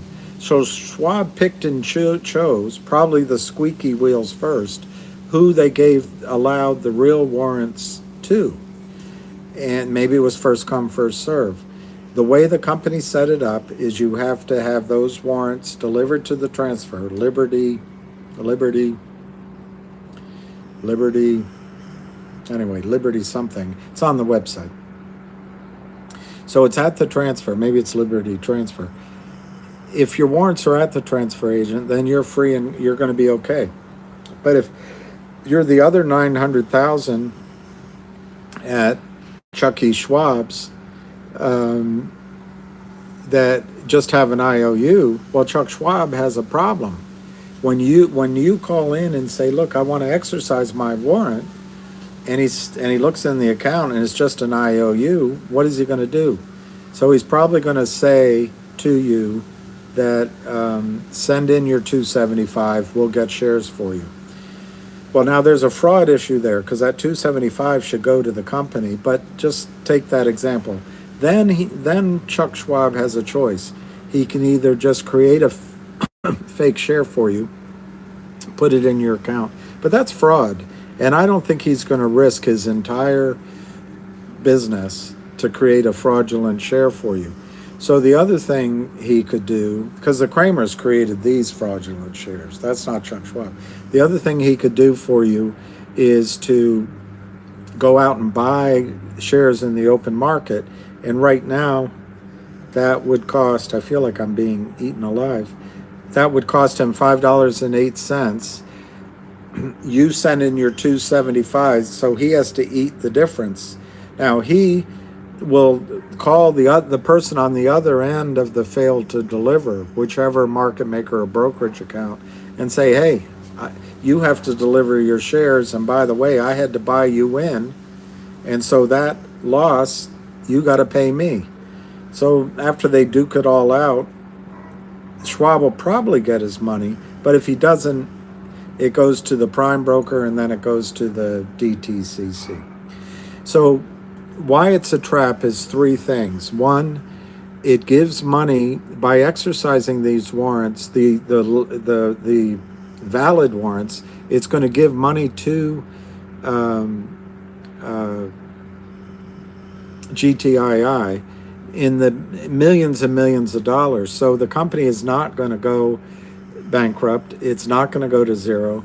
It's not going to need to go to the markets. So it gives, cash is king. It's going to give cash to the company, and that's really good for all of us. Secondly, in the margin accounts where the Kramers are short the stock, they're also short the warrant. One warrant for every 10 shares.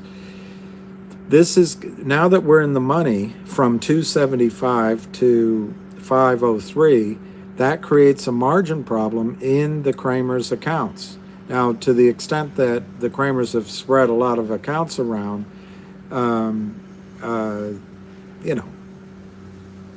it may be different decision makers, but the Kramers have to put either the $2.25 that they're down in for margin. They may even have to put in $2.50 a share. That's a huge call, and that's why I think there's a margin call out there. The third thing is, and this is what Chuck Schwab might trigger in the example I was giving you, which was that he had 1 million warrants, only 100,000 of them were real. So if everyone came and asked at the relative close to the same time, he's got to go out and buy 900,000 shares in the open market. He's starting to call around the street, failed to deliver, failed to deliver, failed to deliver, where are my shares? Now, it may not sound like a huge order, 900,000 from Chuck E. Schwab, but maybe Fidelity or TD Ameritrade or E-Trade, they all hear it. Hey, we better buy ours. We better buy ours, and it starts a stampede. So that's the trap. Now, what a warrant really is like a call option. A warrant just gives the shareholder, the holder of the warrant, the right to buy the shares, usually at a higher price, in a specific period of future time. The money's supposed to go to the company, but there's going to be some fraud issues that I don't think we need to focus on, because the last thing you want to be in is in a lawsuit.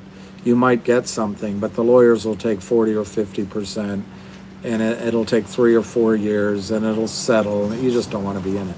Where we're going to make our money is in the squeeze. Coming on the 230.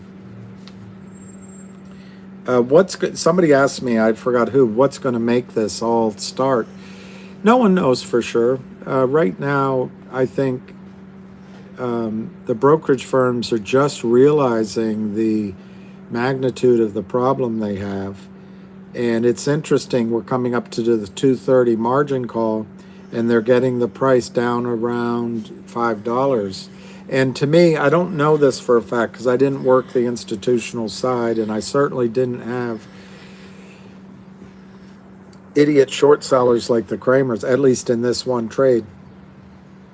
So I don't know the significance on margin at $5, but it does seem like they're trying to set the mark at $5 or less at 230. So maybe 230 is a magical number. And I'm going to... yeah, the Kramers might already have citizenship somewhere else. No one's seen the Kramers up in wherever they are on Long Island. I'm going to get a cup of coffee, so I'll be right back. Hold that tiger. We're starting to rally at 231. Could it be it? Cheers. You're welcome, Rob. I don't know if I explained everything, but I tried to.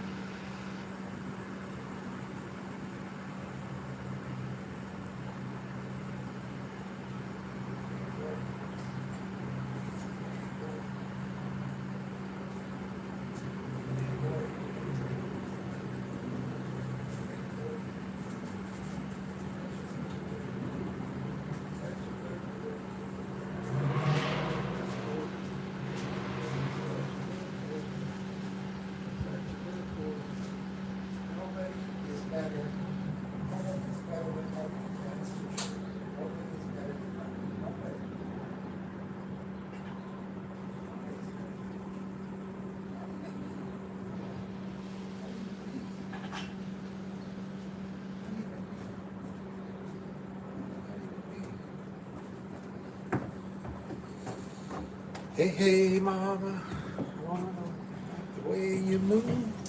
All right, I got to try to do one thing. Passing time is good. Um,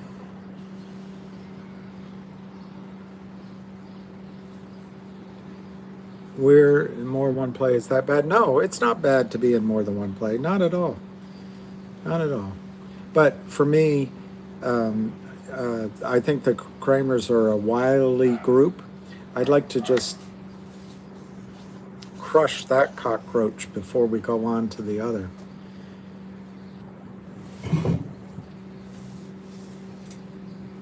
All right, Anon, I don't know the warning, but I will accept the admonition. Oh, yeah. Well, you don't know if you, even if you didn't get, okay, Phyllis, it's okay to be in more than one because you don't know which one is going to run. Um, it's a little harder to follow more than one or two. Uh, but it's okay. It's okay. And and and I don't know the other stories that well, so I can't. I certainly, I certainly can't speak ill of them because I just don't know AMC or GME other than what I read in the newspaper. Oh, the warning.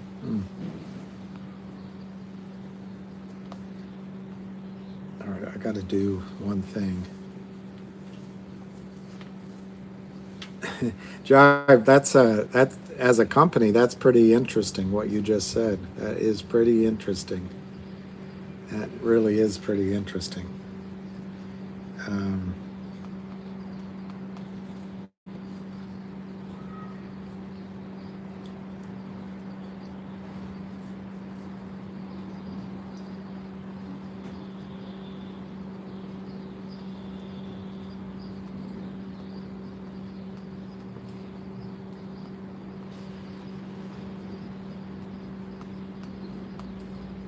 oh, that's not good.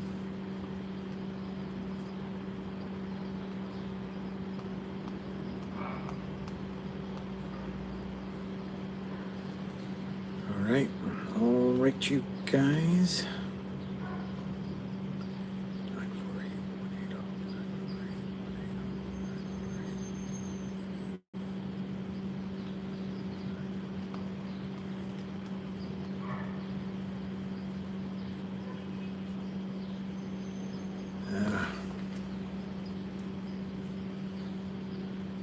I wonder if I can do it here.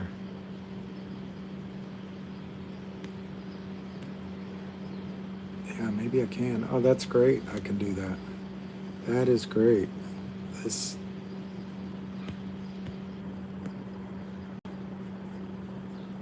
this is great.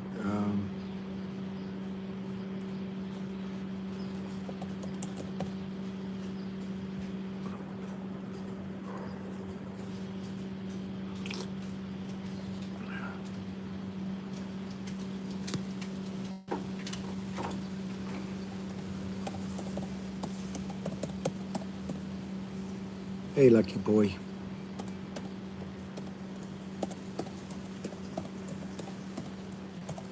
Sorry to make noise. Sorry to make noise. Just got to take care of one thing.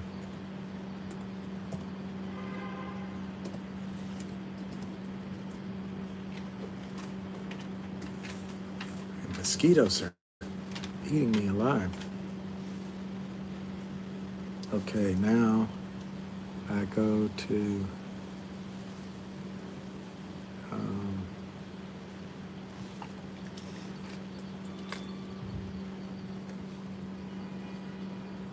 maybe there. No.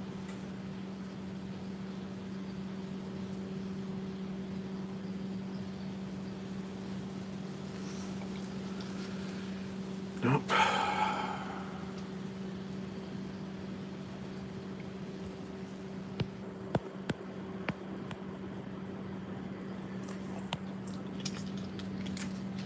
Oh, transfer.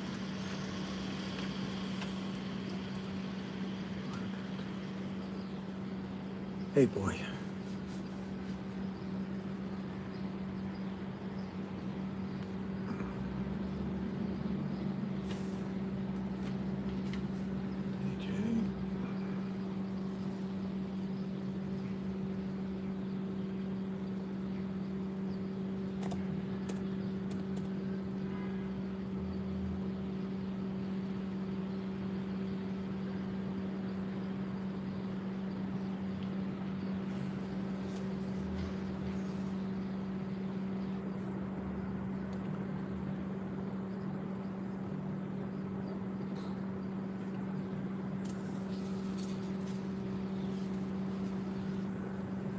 Hello?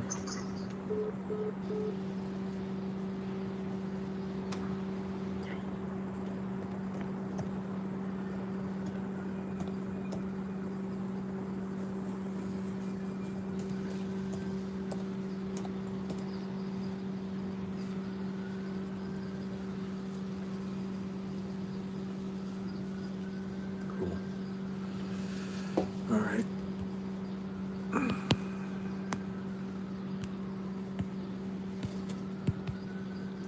I don't know how to make this out here.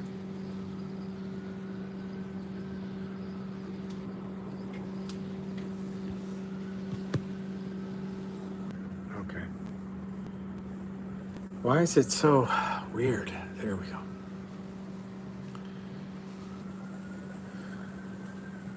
How's GTII doing? Let me look. Let me look. Let me look. Let me look. It's really gotten. Oh, we have the hamster call coming up for a little excitement. We have the hamster call. So it's 5:03 to 5:06.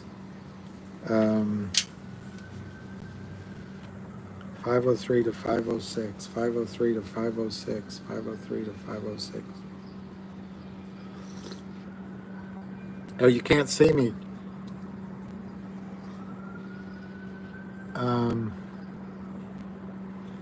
Wonder why you can't see me.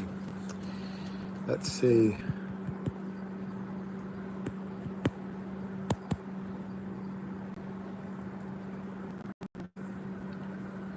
I wonder why you can't see me. Can you see me? Can you see me? Kirash, you can see me?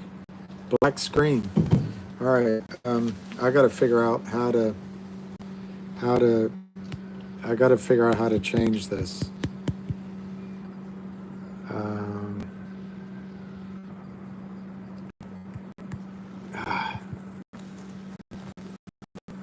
Cancel.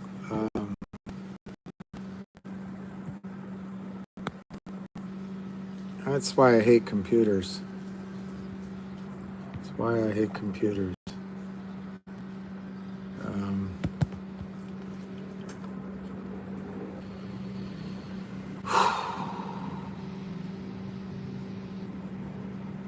Can you see black screen? See, it's black screen. How do I change that?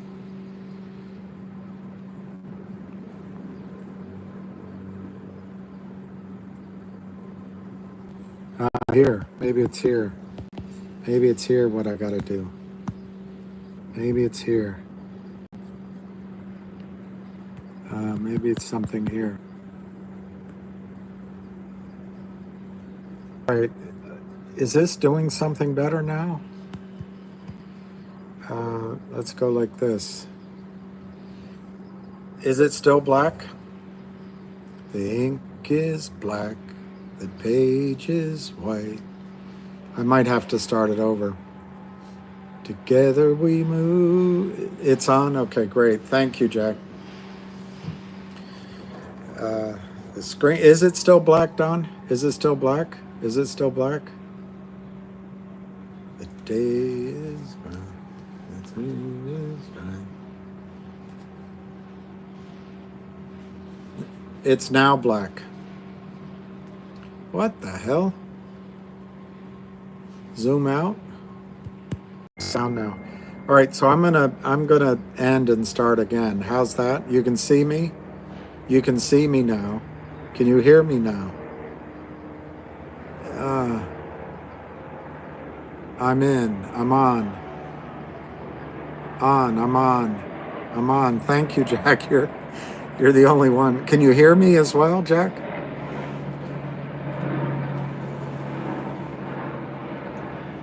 It's a black screen. Okay. You know what I'm going to do? I'm going to turn it off and start again.